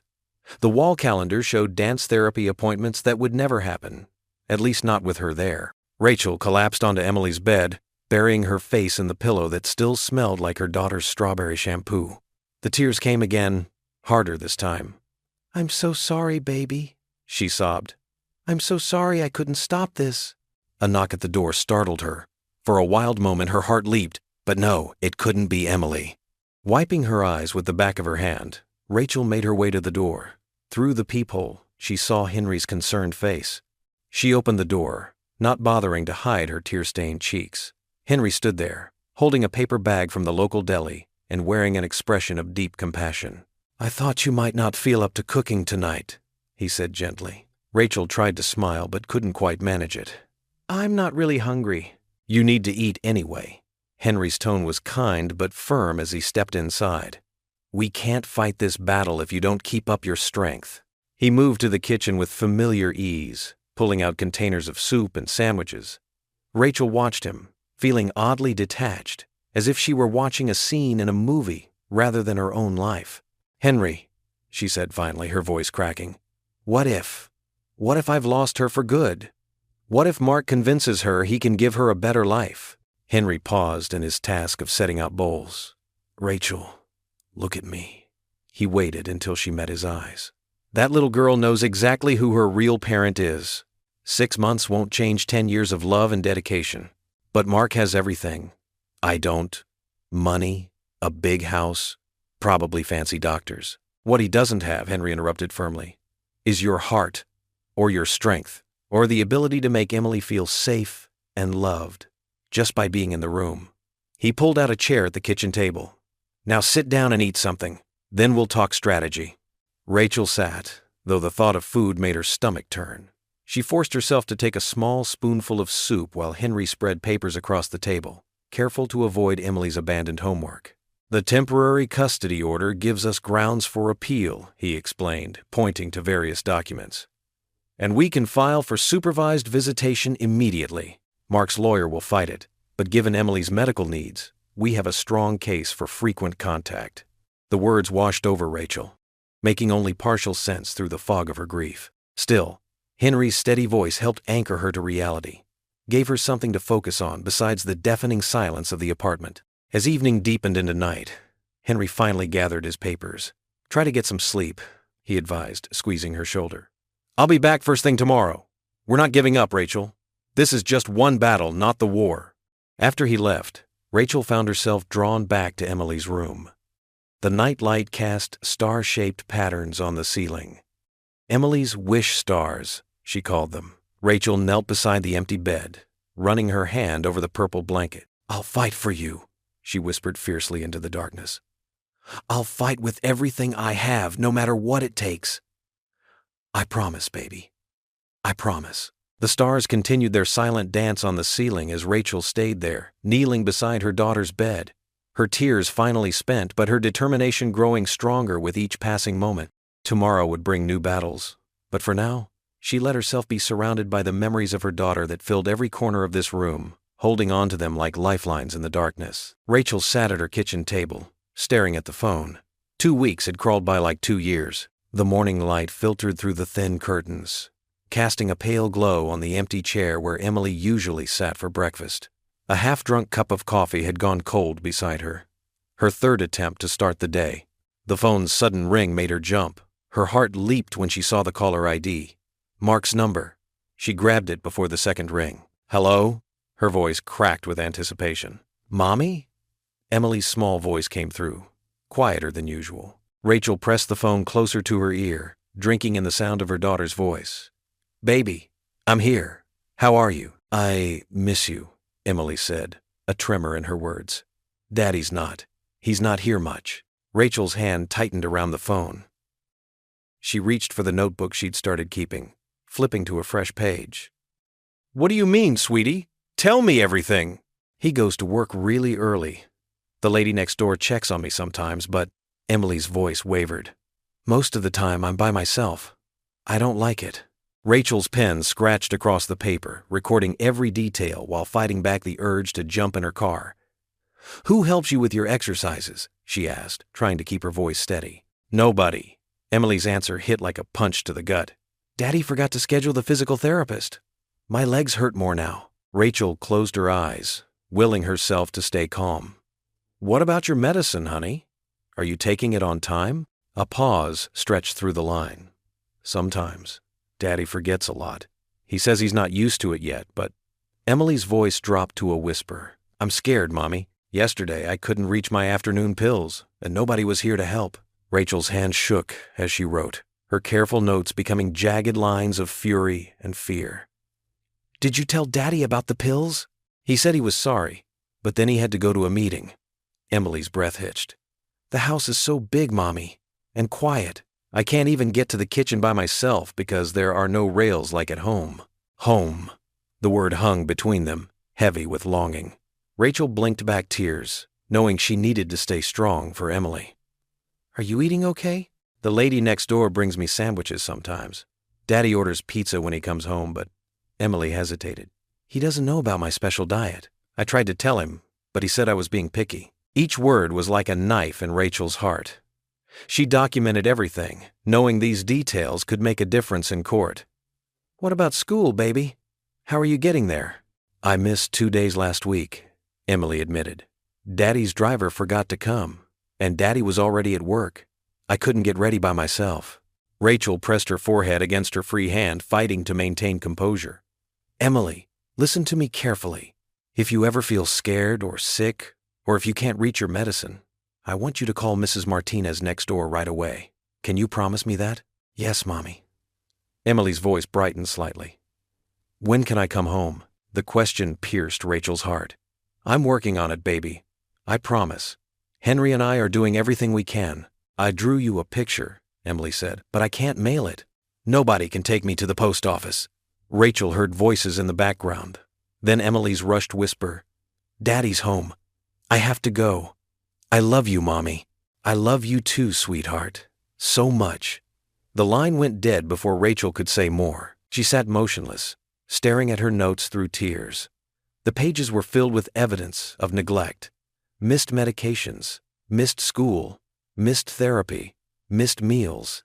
Her daughter, who needed constant care and support, was being left alone in an inaccessible house. Rachel reached for her phone again, dialing Henry's number with trembling fingers. He answered on the second ring. "Henry?" Her voice shook. "I just talked to Emily. I think she's in danger." The clock on Rachel's kitchen wall showed 9:47 p.m. when the phone rang. She had been sitting in Emily's room again, holding her daughter's favorite stuffed rabbit, trying to catch even a hint of her scent. The harsh ring cut through the quiet apartment like a knife. Rachel's hands trembled as she answered. "Hello, Mrs. Carter?" An unfamiliar voice. Clinical. Professional. "This is Nurse Martinez from St. Mary's Hospital.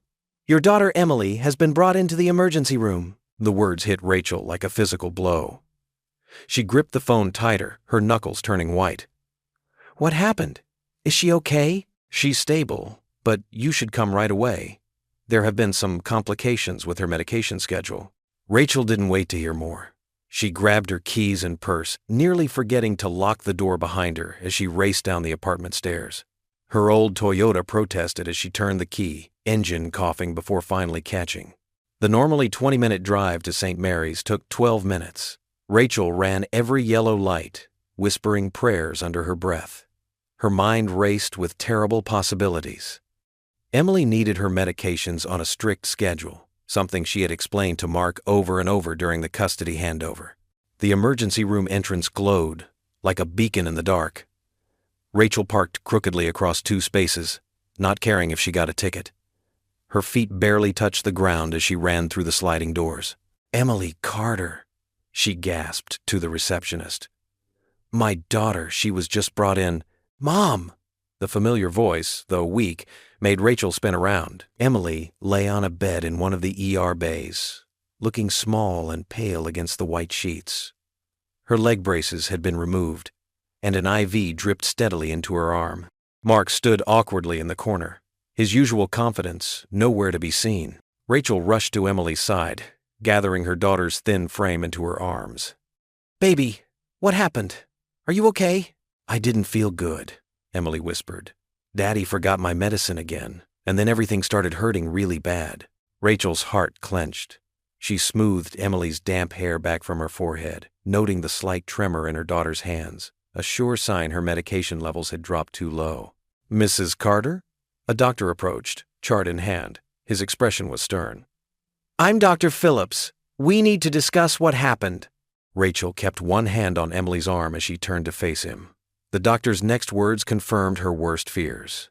"Emily's medication levels are dangerously low. She hasn't been receiving her regular doses for what appears to be several days.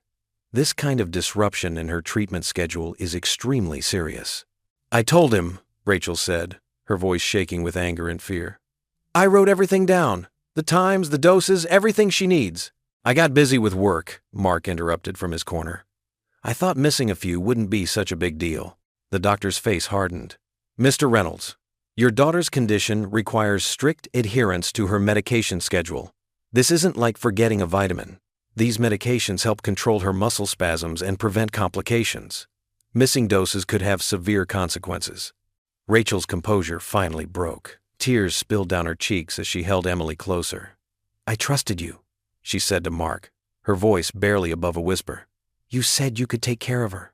You promised the judge." "I'm doing my best," Mark snapped, but his defensive tone couldn't hide his guilt. "I'm not used to all this medical stuff. I didn't know it would make her so sick." "That's exactly the point." Rachel's voice rose. "You never bothered to learn what she needs. You've been gone her whole life, and now you think you can just step in and—" She stopped herself, remembering Emily was listening. The little girl squeezed her mother's hand. "Can I go home with you, Mommy? Please?" Before Rachel could answer, a familiar figure appeared in the doorway. Henry Whitman's lined face was grave as he took in the scene. "I came as soon as I got your message," he said to Rachel. Then his eyes fell on Emily in the hospital bed. The worried doctor. His expression shifted from concern to determination. Rachel saw something change in Henry's stance, the lawyer in him awakening. He stepped fully into the room, his presence somehow filling the space. "This changes everything," Henry said quietly. The words hung in the air like a promise, but Rachel barely heard them. She was focused entirely on Emily, on the steady beep of the heart monitor, on the warmth of her daughter's hand in hers. Nothing else mattered except that Emily was alive, that she would be okay, that maybe, finally, this nightmare might end. The night stretched on as doctors ran tests and adjusted medications. Rachel never left Emily's side, watching as color slowly returned to her daughter's cheeks. She memorized every detail, knowing they would need it all for what was coming next. The way Mark had failed to maintain the medication schedule, the doctor's stern warnings, the dangerous drop in Emily's medication levels. Through it all, Emily drifted in and out of sleep, always checking to make sure her mother was still there whenever she opened her eyes. "I missed you so much," she whispered once, and Rachel had to bite her lip to keep from crying again. Mark paced the room periodically before finally slumping in a chair, his face a mixture of shame and frustration. He barely spoke, except to mutter excuses when the medical staff asked him direct questions about Emily's care. Henry remained as well, his quiet presence a reminder that this night would have consequences beyond just medical ones. He made phone calls in the hallway, his low voice serious and determined. Whenever he returned to the room, his eyes went first to Emily, then to Rachel, as if checking that they were both holding up. The clock on the wall ticked past midnight, then 1 a.m. Emily's vital signs steadily improved as her medication levels were restored. Rachel held her daughter's hand through it all, watching the IV drip that was helping to stabilize her little girl, and silently vowed that she would never let anyone separate them again. The courthouse halls felt different in the early morning light. Rachel clutched a thick manila envelope of hospital records to her chest as she hurried beside Henry, their footsteps echoing against the marble floors. Her body ached from spending the night in an uncomfortable hospital chair beside Emily's bed, but adrenaline kept her moving. "Remember," Henry said quietly as they walked, "just tell the truth. The facts are on our side now." Rachel nodded, her throat too tight to speak. She hadn't slept, hadn't eaten, couldn't, knowing Emily was still lying in that hospital bed, pale and weak from Mark's negligence. The emergency courtroom was smaller than the main one they'd been using for the trial. Only essential personnel were present: the judge, court reporter, bailiff, and Mark's lawyer. Mark himself sat at the defense table, his usual smugness replaced by obvious discomfort. He wouldn't meet Rachel's eyes. "All rise," the bailiff called as Judge Matthews entered, his face grave. Rachel noticed dark circles under his eyes. He'd clearly come in early for this emergency session. "Be seated," the judge said, shuffling through the paperwork Henry had submitted. "Mr. Whitman, you've petitioned this court for an immediate review of the temporary custody arrangement, citing medical negligence. Please proceed." Henry stood, his movements measured and dignified. "Your Honor, less than 12 hours ago, Emily Carter was admitted to Memorial Hospital in critical condition due to severe medication mismanagement while in her father's care." The judge's eyes narrowed. "I have the preliminary hospital report. Mrs. Carter, please take the stand." Rachel's legs felt wooden as she walked to the witness box. After being sworn in, she sat, forcing herself to breathe steadily. "Mrs. Carter," Henry began gently, "please tell the court what happened last night." Rachel's voice shook slightly but grew stronger as she spoke. "I received a call from the emergency room around 9:45 p.m. Emily had been brought in by ambulance after having a severe muscle spasm crisis. Her medication schedule." Rachel had to pause, swallowing hard. Her medication schedule hadn't been followed for days. "And what medications are we talking about?" Henry asked. "Emily needs 3 different medications for her cerebral palsy, taken at specific times. Without them, her muscles contract painfully. She can have respiratory problems." "The doctors said," Rachel's voice cracked, "they said if she hadn't gotten help when she did, she could have had permanent damage." Mark's lawyer stood. "Objection, Your Honor. Hearsay. The medical reports confirm Mrs. Carter's statement," Henry interjected, holding up documentation. "I'd like to enter these into evidence." The judge nodded. "Overruled." "Continue, Mrs. Carter," Rachel described finding Emily in the hospital, how her daughter had been crying in pain, barely able to move. She told me that her father often forgot her medications or gave them at wrong times. Sometimes he'd leave for hours, telling her to just take them herself, but she couldn't reach them where he kept them. Mark shifted uncomfortably in his chair as Rachel continued. She explained how Emily's medical routine required precise timing and careful monitoring, something she tried to explain to Mark when he took custody. Henry called the emergency room doctor next, who testified via phone about Emily's condition upon arrival and the seriousness of the medication mismanagement. Then came Emily's physical therapist, who described how missed sessions and improper care could cause significant setbacks in Emily's progress. Mark's lawyer tried to paint it as a simple mistake, but his arguments felt hollow against the weight of medical evidence. The judge's expression grew sterner with each testimony. Finally, Henry called their last witness, Mark's neighbor, Mrs. Peterson, who had been the one to call 911 when she heard Emily crying through the walls. "I heard the poor child calling for help," Mrs. Peterson testified, her voice quavering with emotion. "When I went over, she was alone again. She told me she'd been alone most afternoons that week. I found her father's number, but he didn't answer. That's when I called the ambulance." The judge removed his glasses, rubbing his temples. "Mr. Reynolds," he addressed Mark directly, "do you have anything to say about these allegations?" Mark stood, his expensive suit suddenly seeming to hang awkwardly on his frame. "Your Honor, I may have made some mistakes, but I'm learning. Being a father is new to me, and—" "Being a father isn't new to you," the judge interrupted sharply. "You've had 10 years to learn. You chose not to." He turned to Mark's lawyer. "Do you have any other witnesses or evidence to present?" "No, Your Honor," the lawyer admitted. The judge straightened in his chair, his expression severe. "Based on the emergency evidence presented, I believe the current custody arrangement requires immediate review. I'm ordering a full hearing next week to reconsider the custody decision." He looked directly at Rachel. "Until then, Emily will return to her mother's care as soon as she's released from the hospital." Rachel pressed her hands to her mouth, tears spilling down her cheeks. Henry squeezed her shoulder gently. The judge continued. "Mr. Reynolds, your visitation rights are suspended pending the full hearing." He picked up his gavel. "Court is adjourned until next Monday at 9 a.m. The courtroom settled into a tense silence as Mark Reynolds took the witness stand. His expensive suit looked rumpled, as if he'd slept in it, and his usually perfectly combed hair was disheveled. Gone was the confident swagger he'd displayed in previous hearings. Instead, his jaw clenched tight as he glared at Henry, who stood calmly at the podium. "Mr. Reynolds," Henry began, his voice gentle but firm, "please tell the court what happened last night." "Nothing happened," Mark snapped, shifting in his seat. "Emily wasn't feeling well. I took her to the hospital. That's what a responsible parent does." Henry picked up a document from his table. "According to the emergency room report, Emily was admitted with severe muscle spasms and complications from missed medications. Is that correct?" "I didn't miss anything," Mark said, his voice rising. "She's got too many medications. It's confusing. There are all these schedules and times." "Did you receive written instructions for Emily's medication schedule when she came into your care?" Mark's face reddened. "Yes, but—" "And did you also receive a phone call from Rachel offering to explain the schedule to you?" "I didn't need her help." Mark slammed his hand on the witness stand rail. "I'm perfectly capable of taking care of my own daughter." The judge leaned forward, his expression stern. "Mr. Reynolds, please control yourself," Henry continued steadily. "Where were you when Emily began experiencing symptoms?" Mark looked away. I had a business dinner." "And who was watching Emily?" "My housekeeper was there." "Your housekeeper?" Henry repeated.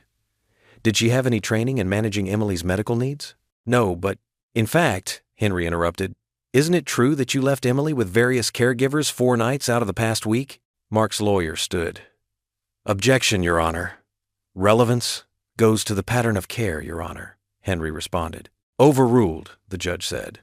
"Answer the question, Mr. Reynolds." Mark's fingers drummed against the rail. "I have to work. I'm providing for her." "Mr. Reynolds," Henry said, picking up another document, "I have here Emily's detailed care schedule. Could you please tell the court what time she needs her muscle relaxants?" "Morning and evening," Mark said uncertainly. "Could you be more specific?" Mark's face flushed darker. "Look, there are too many times to remember. That's what the housekeeper is for. So you don't know? Henry pressed. No, all right? Mark burst out. I don't know every little detail. I'm running a company. I can't be expected to memorize medication schedules. The judge's expression hardened visibly. He made a note on his legal pad, his pen scratching loudly in the quiet courtroom. Mr. Reynolds, Henry continued, did you attend any of Emily's physical therapy sessions during these past weeks? I was busy, Mark muttered. Did you meet with her doctors to discuss her care plan? That's what the housekeeper, yes or no, Mr. Reynolds? No, Mark said through gritted teeth. Henry walked to his table and picked up a hospital report. According to Emily's doctor, when she was admitted last night, she was also showing signs of dehydration and hadn't eaten properly. Can you explain that? Mark's lawyer jumped up again. Objection, Your Honor. This is becoming harassment. Your Honor, Henry said calmly, I'm establishing a pattern of neglect that led to a medical emergency. Overruled, the judge said sharply. Answer the question, Mr. Reynolds. Mark's composure finally cracked. How am I supposed to know what she needs every minute? I'm trying to be a father, but she's broken. Rachel never told me she'd be this much work. A collective gasp went through the courtroom.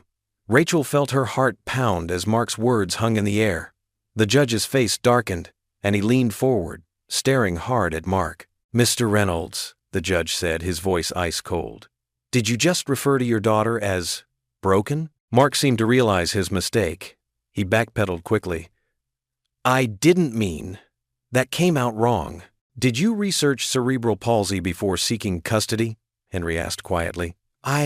No, Mark admitted, slumping in his seat. Did you make any preparations for her care before filing for custody? I hired the housekeeper, Mark mumbled. But you didn't learn about her condition? Her needs? Her medication schedule? No. Henry paused, letting the admission settle in the courtroom. One final question, Mr. Reynolds. Why did you seek custody of Emily? Mark's lawyer stood again. Objection. Calls for speculation. I'll allow it, the judge said. Answer the question. Mark straightened his tie, trying to regain his composure. Because she's my daughter. I have rights. Rights, Henry repeated softly. But what about responsibilities, Mr. Reynolds? Mark fell silent, and for the first time since the custody battle began, Rachel saw his arrogance completely crumble. He looked lost, like a child caught in a lie too big to escape. No further questions, Your Honor, Henry said, returning to his seat beside Rachel. As Mark stepped down from the witness stand, his shoulders slumped in defeat. Rachel felt a flutter of hope in her chest. She watched the judge's face, noting how he followed Mark with stern eyes, how his pen hadn't stopped moving during the entire testimony. For the first time since losing Emily to Mark's custody, Rachel felt the tide turning in her favor. The hope grew stronger as she caught Henry's small, reassuring smile. This wasn't over yet, but maybe, just maybe, Emily would be coming home where she belonged. The morning sun filtered through the tall courthouse windows, casting long shadows across the packed benches. Every seat was filled, with people even standing along the walls. Rachel sat in the front row, her hands trembling as they held onto Henry's weathered fingers. Emily sat close beside her, their shoulders touching, offering each other silent comfort. Rachel glanced around the courtroom, overwhelmed by the sea of familiar faces. Her diner co-workers had taken the morning off to be there. Emily's teachers sat a few rows back, along with what seemed like half their church congregation. Even some of her regular customers had shown up, their encouraging smiles helping to steady her nerves. The bailiff's voice rang out. All rise! The Honorable Judge William Matthews presiding. Everyone stood as Judge Matthews entered, his black robe sweeping behind him. His face remained unreadable as he took his seat, adjusting his reading glasses while reviewing the papers before him. The silence in the courtroom was deafening. Please be seated, he said, his voice firm but not unkind. As everyone settled, Rachel noticed Mark and his lawyer at the opposite table, looking tense and uncomfortable. The hospital records lay prominently on the judge's desk, a stark reminder of what had brought them back here. Judge Matthews cleared his throat. After careful consideration of all evidence presented, including the recent developments and testimony regarding Ms. Emily Carter's medical emergency, I am prepared to deliver my final ruling. He paused, looking directly at Rachel, and then at Mark. This case has been particularly challenging, as it involves not only custody rights, but also the critical matter of a child's medical care and well-being. Rachel's grip on Henry's hand tightened. Emily leaned closer to her mother, and Rachel could feel her daughter's quick, nervous breaths. The court's primary concern, the judge continued, must always be the best interest of the child. While financial stability is certainly a factor to consider, it cannot outweigh the fundamental requirements of proper care, attention, and demonstrated ability to meet a child's special needs. He picked up the hospital records, holding them up briefly. The recent incident has made it abundantly clear that despite his financial resources, Mr. Reynolds was not prepared for, nor capable of, providing the level of care Emily requires. His negligence resulted in a dangerous medical situation that could have had severe consequences. Mark shifted uncomfortably in his chair, his lawyer whispering something in his ear. The judge's stern gaze silenced them both. In contrast, Judge Matthews continued, Miss Rachel Carter has demonstrated extraordinary dedication to her daughter's well-being. Despite limited resources, she has consistently prioritized Emily's medical care, maintained her treatment schedules, and created a nurturing environment essential for Emily's development. Rachel felt tears welling up in her eyes. Henry patted her hand gently, and she could see him nodding slightly. Furthermore, the judge said, his voice growing stronger, the insurance company's denial of coverage for essential treatments appears to have been based on technicalities rather than medical necessity. Given the documented importance of these treatments to Emily's quality of life and development, I find their position untenable. He straightened in his chair, his expression resolute. Therefore, it is the ruling of this court that full custody of Emily Carter is hereby granted to Rachel Carter, effective immediately. A murmur of excitement rippled through the courtroom, but the judge wasn't finished. Additionally, I am ordering the insurance company to provide full coverage for all prescribed treatments and therapies related to Emily's cerebral palsy, retroactive to the date of their initial denial. The courtroom erupted in applause. People jumped to their feet, cheering and hugging each other. Rachel sat stunned for a moment, the judge's words slowly sinking in. They had won. They had really won. Emily tugged at her sleeve. Mommy, does this mean I get to stay with you forever? Rachel turned to her daughter, tears streaming down her face. She pulled Emily into her arms, holding her as if she'd never let go. Yes, baby. Yes, you're staying with me. Forever and always. Her voice broke with emotion as she buried her face in Emily's hair. The applause continued around them, but Rachel barely noticed. She was lost in the moment, feeling Emily's arms wrapped tightly around her neck.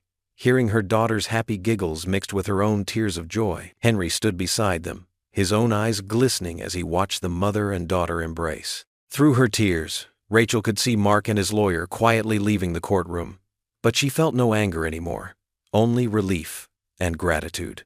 The community members who had supported them were gathering closer, their faces beaming with shared joy. Judge Matthews had to bang his gavel several times before the excitement settled down. Order, please. Order in the court. When quiet finally returned, he looked at Rachel and Emily with a gentle smile. Ms. Carter, I trust you will continue to provide the excellent care your daughter needs. Court is adjourned. The evening sun painted golden streaks across the church's stained glass windows as people streamed into the fellowship hall, carrying steaming casseroles, fresh-baked pies, and overflowing platters. The normally quiet space buzzed with cheerful chatter and the clinking of dishes. Delicious aromas of home-cooked meals filled the air, making everyone's mouths water. Rachel stood near the entrance, overwhelmed by the outpouring of love. Emily sat in her wheelchair beside her, beaming at everyone who passed by. The little girl wore her favorite blue dress, the one that matched her bright eyes, and her hair was tied back with matching ribbons. Mrs. Carter, we saved seats for you and Emily at the head table, called out Betty Johnson, one of the church ladies who had faithfully attended every court session. She gestured toward a decorated table where Henry already sat, looking distinguished in his Sunday best. As Rachel wheeled Emily toward their seats, people reached out to touch her shoulders, squeeze her hands, and offer warm congratulations.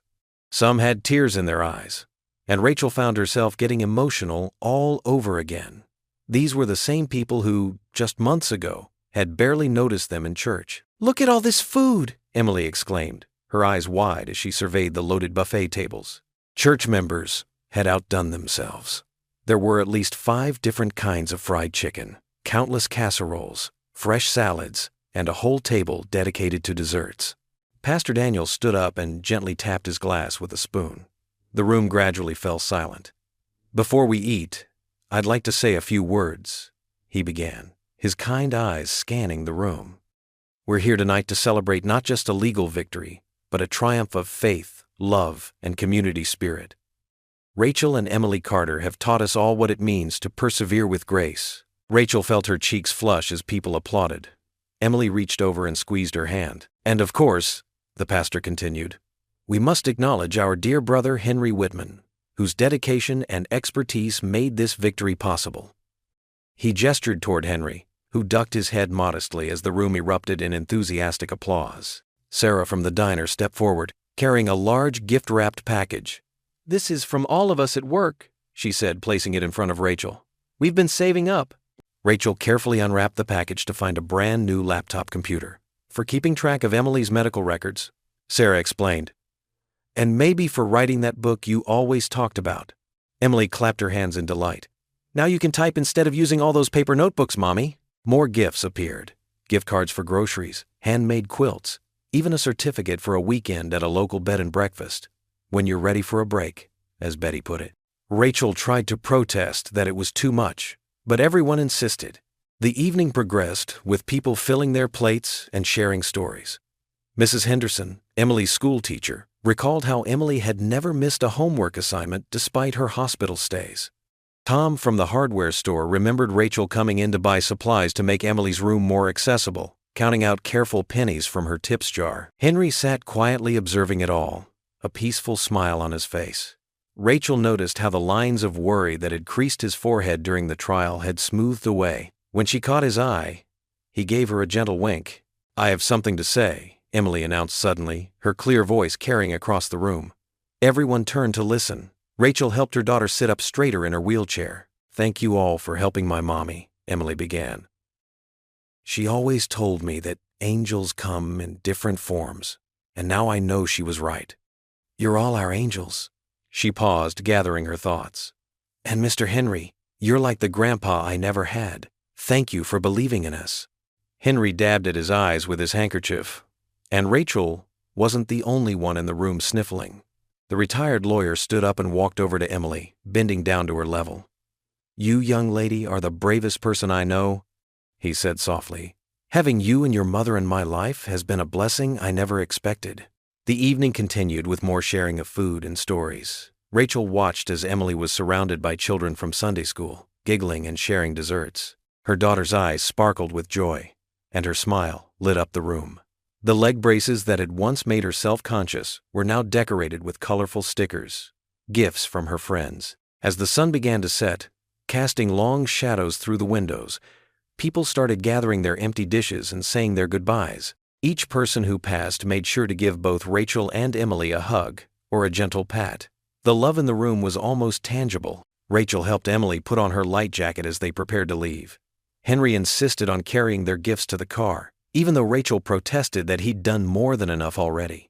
In the quiet moment before they left the church, Emily tugged on her mother's sleeve.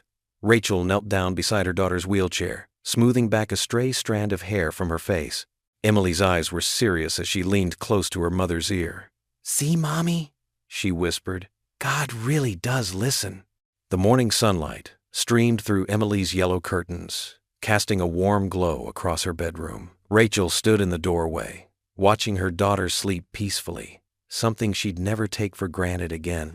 The digital clock on Emily's nightstand showed 7:15 a.m., time to start their new routine. "Good morning, sweetheart," Rachel called softly, moving to open the curtains wider. "Ready for your first official therapy session?" Emily stirred, her eyes fluttering open. A smile spread across her face as she remembered. "With the new insurance?" she asked excitedly, pushing herself up against her pillows. "That's right." Rachel sat on the edge of the bed, helping Emily into a sitting position. "No more worrying about how we'll pay for it." The morning routine they'd perfected over years flowed smoothly. Rachel helped Emily with her exercises first, gentle stretches to warm up her muscles. Emily counted each stretch out loud, just like her therapist had taught her. 1, 2, 3. In the bathroom, Rachel held Emily steady as she brushed her teeth. The morning light caught the determination in Emily's eyes as she gripped the toothbrush, insisting on doing as much as she could herself. Rachel's heart swelled with pride at her daughter's independence. "What should I wear today?" Emily asked as Rachel wheeled her back to her room. "How about your purple t-shirt, the one with the butterflies?" Rachel suggested, opening the freshly organized closet. Henry's church friends had helped them reorganize the apartment last weekend, making everything more accessible for Emily. "Perfect," Emily agreed. "Purple is a happy color." Rachel helped Emily dress, carefully working around her leg braces. She'd gotten faster at this over the years, but never rushed it. Every movement was gentle, every touch careful. As she fastened the Velcro straps on Emily's shoes, she remembered the judge's words about her devotion. He'd seen what she'd always known, that love made every task sacred. In the kitchen, Rachel prepared breakfast while Emily sat at their small table, drawing with her colored pencils.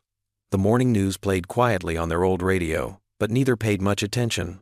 They were lost in their own peaceful bubble. "Scrambled eggs today?"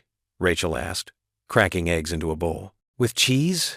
Emily looked up hopefully. "Extra cheese," Rachel winked, pulling the bag of shredded cheddar from the fridge. The smell of cooking eggs and toast filled their small kitchen, making it feel more like home than ever. As they ate, Rachel reviewed the day's schedule. "Therapy's at 9:30. Then we'll stop by the pharmacy to fill your new prescriptions, the ones that are covered now." Emily nodded, carefully scooping up her eggs. "Will Miss Sarah be my therapist again?" "Yes, she's excited to have you back." Rachel reached across the table to wipe a bit of egg from Emily's chin. "She says she's got some new exercises planned." After breakfast, Rachel packed Emily's therapy bag with fresh towels, water, and snacks. Everything felt different now. Lighter, easier. No more mental calculations about how to stretch their budget. No more lying awake wondering how to afford the next session. The morning air was crisp and clean as Rachel helped Emily into their old station wagon. The car had seen better days, but it was reliable and had plenty of room for Emily's wheelchair in the back. Rachel secured the wheelchair with practiced movements, then double-checked Emily's seatbelt. "Ready for adventure?" Rachel asked, sliding into the driver's seat. "Ready?" Emily giggled, her excitement infectious. As they drove through their small town, Rachel noticed details she'd been too stressed to see before. The fresh spring flowers in the park, the friendly waves from neighbors, the way the morning sun made everything look new. At a stoplight, she caught Emily's reflection in the rearview mirror. Her daughter was gazing out the window, humming softly to herself, completely at peace. The therapy center looked different too somehow. The same brick building, the same wheelchair ramp. But now, it represented possibility instead of worry. Rachel parked in their usual spot, close to the entrance. As she helped Emily out of the car, Sarah, the therapist, came out to greet them. Her warm smile was genuine as she hugged them both. "Welcome back officially," Sarah exclaimed, kneeling to Emily's eye level. "We're going to do great things together." Inside, Rachel filled out the new insurance paperwork with a light heart. Each form felt like a victory now. The insurance card in her wallet, the one that would actually cover Emily's care, seemed to glow with promise. She watched through the observation window as Sarah worked with Emily. Her daughter's face was set in concentration as she practiced new movements, her determination showing in every gesture. When Emily managed a particularly challenging exercise, her triumphant smile lit up the room. The session flew by, and soon they were heading back to the car. Emily was tired but happy, chattering about the new techniques Sarah had shown her. As Rachel navigated through town toward home, Emily grew quiet for a moment, looking thoughtful.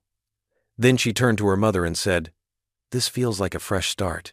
The autumn wind rustled through the trees outside the small diner where Rachel worked.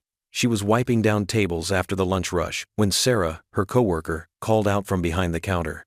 "Rachel, there's someone here to see you."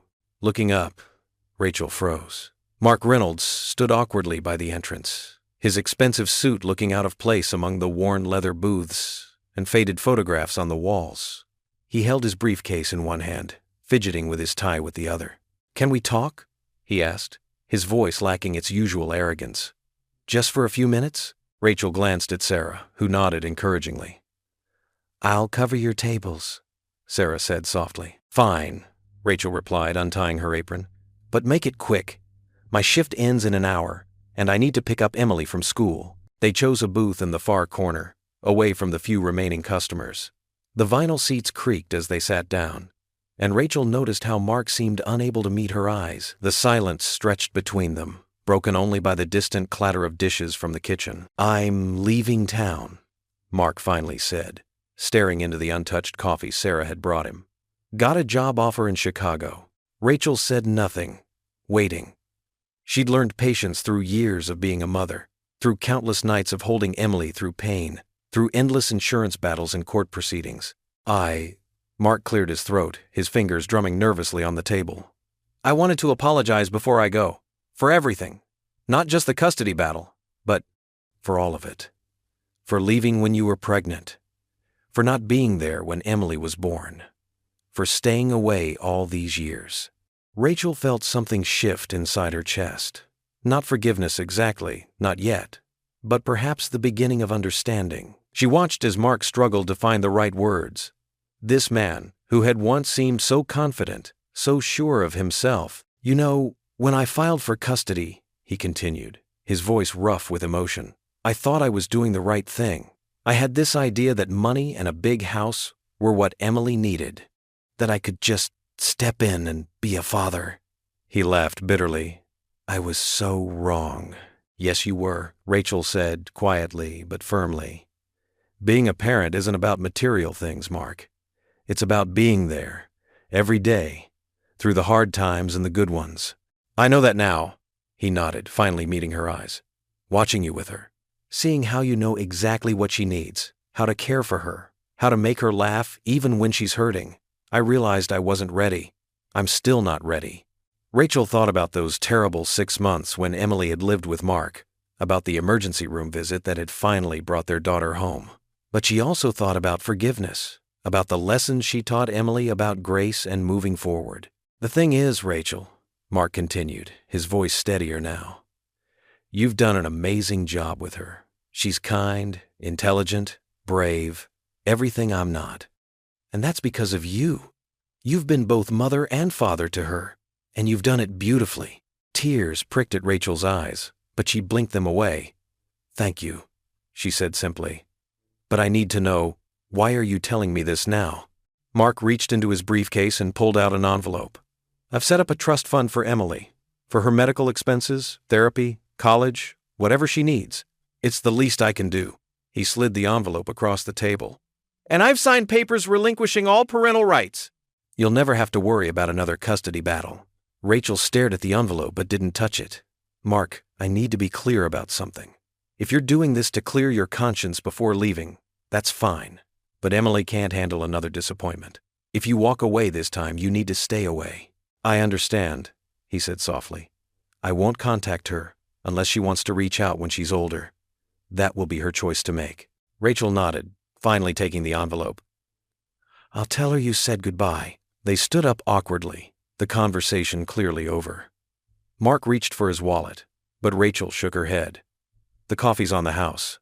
As they walked to the diner's entrance, Mark paused with his hand on the door.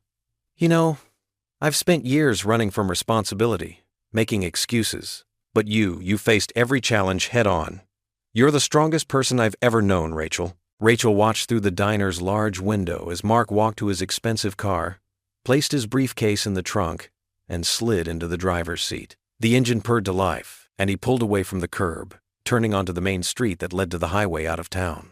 Standing there, Rachel felt a weight lift from her shoulders, not dramatically, but gradually, like snow melting in the spring. It wasn't just about forgiving Mark. It was about closing a chapter that had remained unfinished for so long. She touched the envelope in her pocket, thinking about how this money would help secure Emily's future. But more than that, she thought about the peace that came with knowing their little family of 2 was finally, officially, complete. Through the window, she could see Mark's car disappear around the corner, heading toward the interstate that would take him to his new life in Chicago. Rachel felt no sadness, no regret, only a quiet sense of closure, like the gentle closing of a door that had been left ajar for far too long. The late afternoon sun painted the sky in brilliant shades of orange and pink as Rachel and Emily sat on their small apartment balcony. Their modest third-floor perch wasn't much, just a concrete rectangle with 2 plastic chairs and Emily's container garden of cheerful marigolds, but to them, it was their special place to watch the day wind down. Emily stretched the bright blue resistance band between her hands, her face scrunched in concentration as she worked through her therapy exercises. Rachel watched her daughter's determined movements, marveling at how far they'd come since those dark days in the courtroom. "Look, Mom," Emily beamed, extending her arms wider. "I can stretch it further than last week." Rachel smiled, her heart swelling with pride. "You're getting stronger every day, sweetheart." The gentle breeze carried the scent of Mrs. Rodriguez's cooking from the apartment below, something with garlic and tomatoes that made Rachel's stomach rumble. Ever since the trial, their neighbor had made it her mission to feed them at least twice a week, claiming Rachel was too skinny from all the stress. Emily let the band relax and reached for her water bottle, taking careful sips through her special straw. "Remember when I couldn't even hold the band?" she asked, her eyes twinkling. "Now I'm practically a superhero." Rachel laughed, reaching over to tuck a stray strand of hair behind Emily's ear. "You've always been my superhero, baby." The setting sun cast long shadows across their balcony, as Rachel's mind drifted back to the past few months. She remembered the crushing weight of that insurance denial letter, the sleepless nights counting pennies, and the gut-wrenching moment when Mark had threatened to take Emily away. The memory of her daughter's tears still made her chest tight. "Mom?" Emily's voice pulled her back to the present. "Are you thinking about the sad stuff again?" Rachel shook her head, amazed at how perceptive her daughter was. "Just thinking about how blessed we are now. How many people helped us when we needed it most." Emily nodded sagely, setting aside her resistance band. "Like Mr. Henry. He's coming to my dance recital next week, you know," he promised. The mention of Henry brought a warm smile to Rachel's face. The retired lawyer had become like family, showing up for Sunday dinners and never missing one of Emily's performances. His quiet strength had carried them through their darkest hours. "And Pastor Daniels," Emily continued, counting on her fingers, "and Mrs. Rodriguez, and my teacher Miss Thompson, and Sarah from the diner. We have quite a list of angels, don't we?" Rachel reached for Emily's hand, squeezing it gently. The sky had deepened to a rich purple now, the first stars beginning to twinkle above them. Emily leaned back in her chair, her legs stronger now, with regular therapy stretched out before her. "Mom?" she asked softly. "Do you think Dad ever thinks about us?" Rachel paused, choosing her words carefully. The last time they'd seen Mark, he'd been different, humbled, perhaps even genuinely sorry. "I think he thinks about you often, sweetheart. And I think he knows you're exactly where you're supposed to be." Emily nodded, seeming satisfied with this answer. She picked up her resistance band again, running it through her fingers thoughtfully. "I like our life just the way it is," she declared. "Just you and me and all our friends." Rachel watched as a flock of birds soared past their balcony, heading home for the night. The insurance company's full coverage had made such a difference in their lives. Emily's therapy sessions were regular now, and Rachel no longer had to choose between medication and groceries. The weight of constant worry had lifted from her shoulders. "Remember what you said in court?" Emily asked suddenly. "About how love isn't about having lots of money?" "I remember." Rachel nodded, recalling her tearful testimony. "Well, you were right." Emily's voice was firm. "We might not have a big house like Dad's, but we have something better." "What's that, sweetie?" "We have each other, and people who really love us." Emily's face glowed in the fading light. "That's worth more than all the money in the world." Rachel felt tears prick at her eyes, but these were different from the ones she'd shed during the trial. These were tears of gratitude, of joy, of overwhelming love for this wise little soul who had taught her so much about strength and resilience. Emily yawned, stretching her arms above her head. "Can we stay out here a little longer? Just until the stars come out?" "Of course we can." Rachel reached for the light blanket they kept on the balcony for cool evenings, draping it over both their laps. They sat in comfortable silence as darkness settled over their neighborhood. One by one, windows lit up in the surrounding buildings, each one representing another family, another story. Rachel thought about how many of their neighbors had supported them during the trial, bringing food, offering rides, watching Emily when Rachel had to work late. The first cricket of the evening began its song somewhere below their balcony. Emily hummed along softly, a habit she'd had since she was tiny. Her head gradually drooped until it rested on Rachel's shoulder, her breathing becoming slow and steady. Rachel wrapped her arm around her daughter, pulling her close. Everything they'd been through, every tear, every fear, every moment of doubt had led them here, to this peaceful evening under the stars. The future stretched out before them, not perfect perhaps, but full of possibility and hope. Pressing a gentle kiss to Emily's forehead, Rachel whispered the words that had carried them through every storm. No matter what happens, we'll always have each other. Emily snuggled closer, her eyes fluttering closed.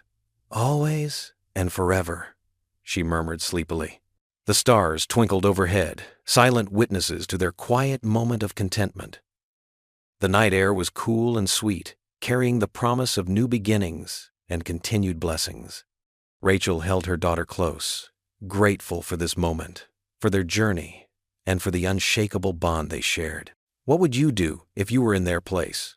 Comment your answer below and let's see how you'd rewrite the ending. If you thought this was just the beginning, you're right. Click through and see where the story takes you next. If you enjoyed the story of Rachel Carter, I handpicked the next story that you will enjoy. Please don't miss this one. Click here to watch it.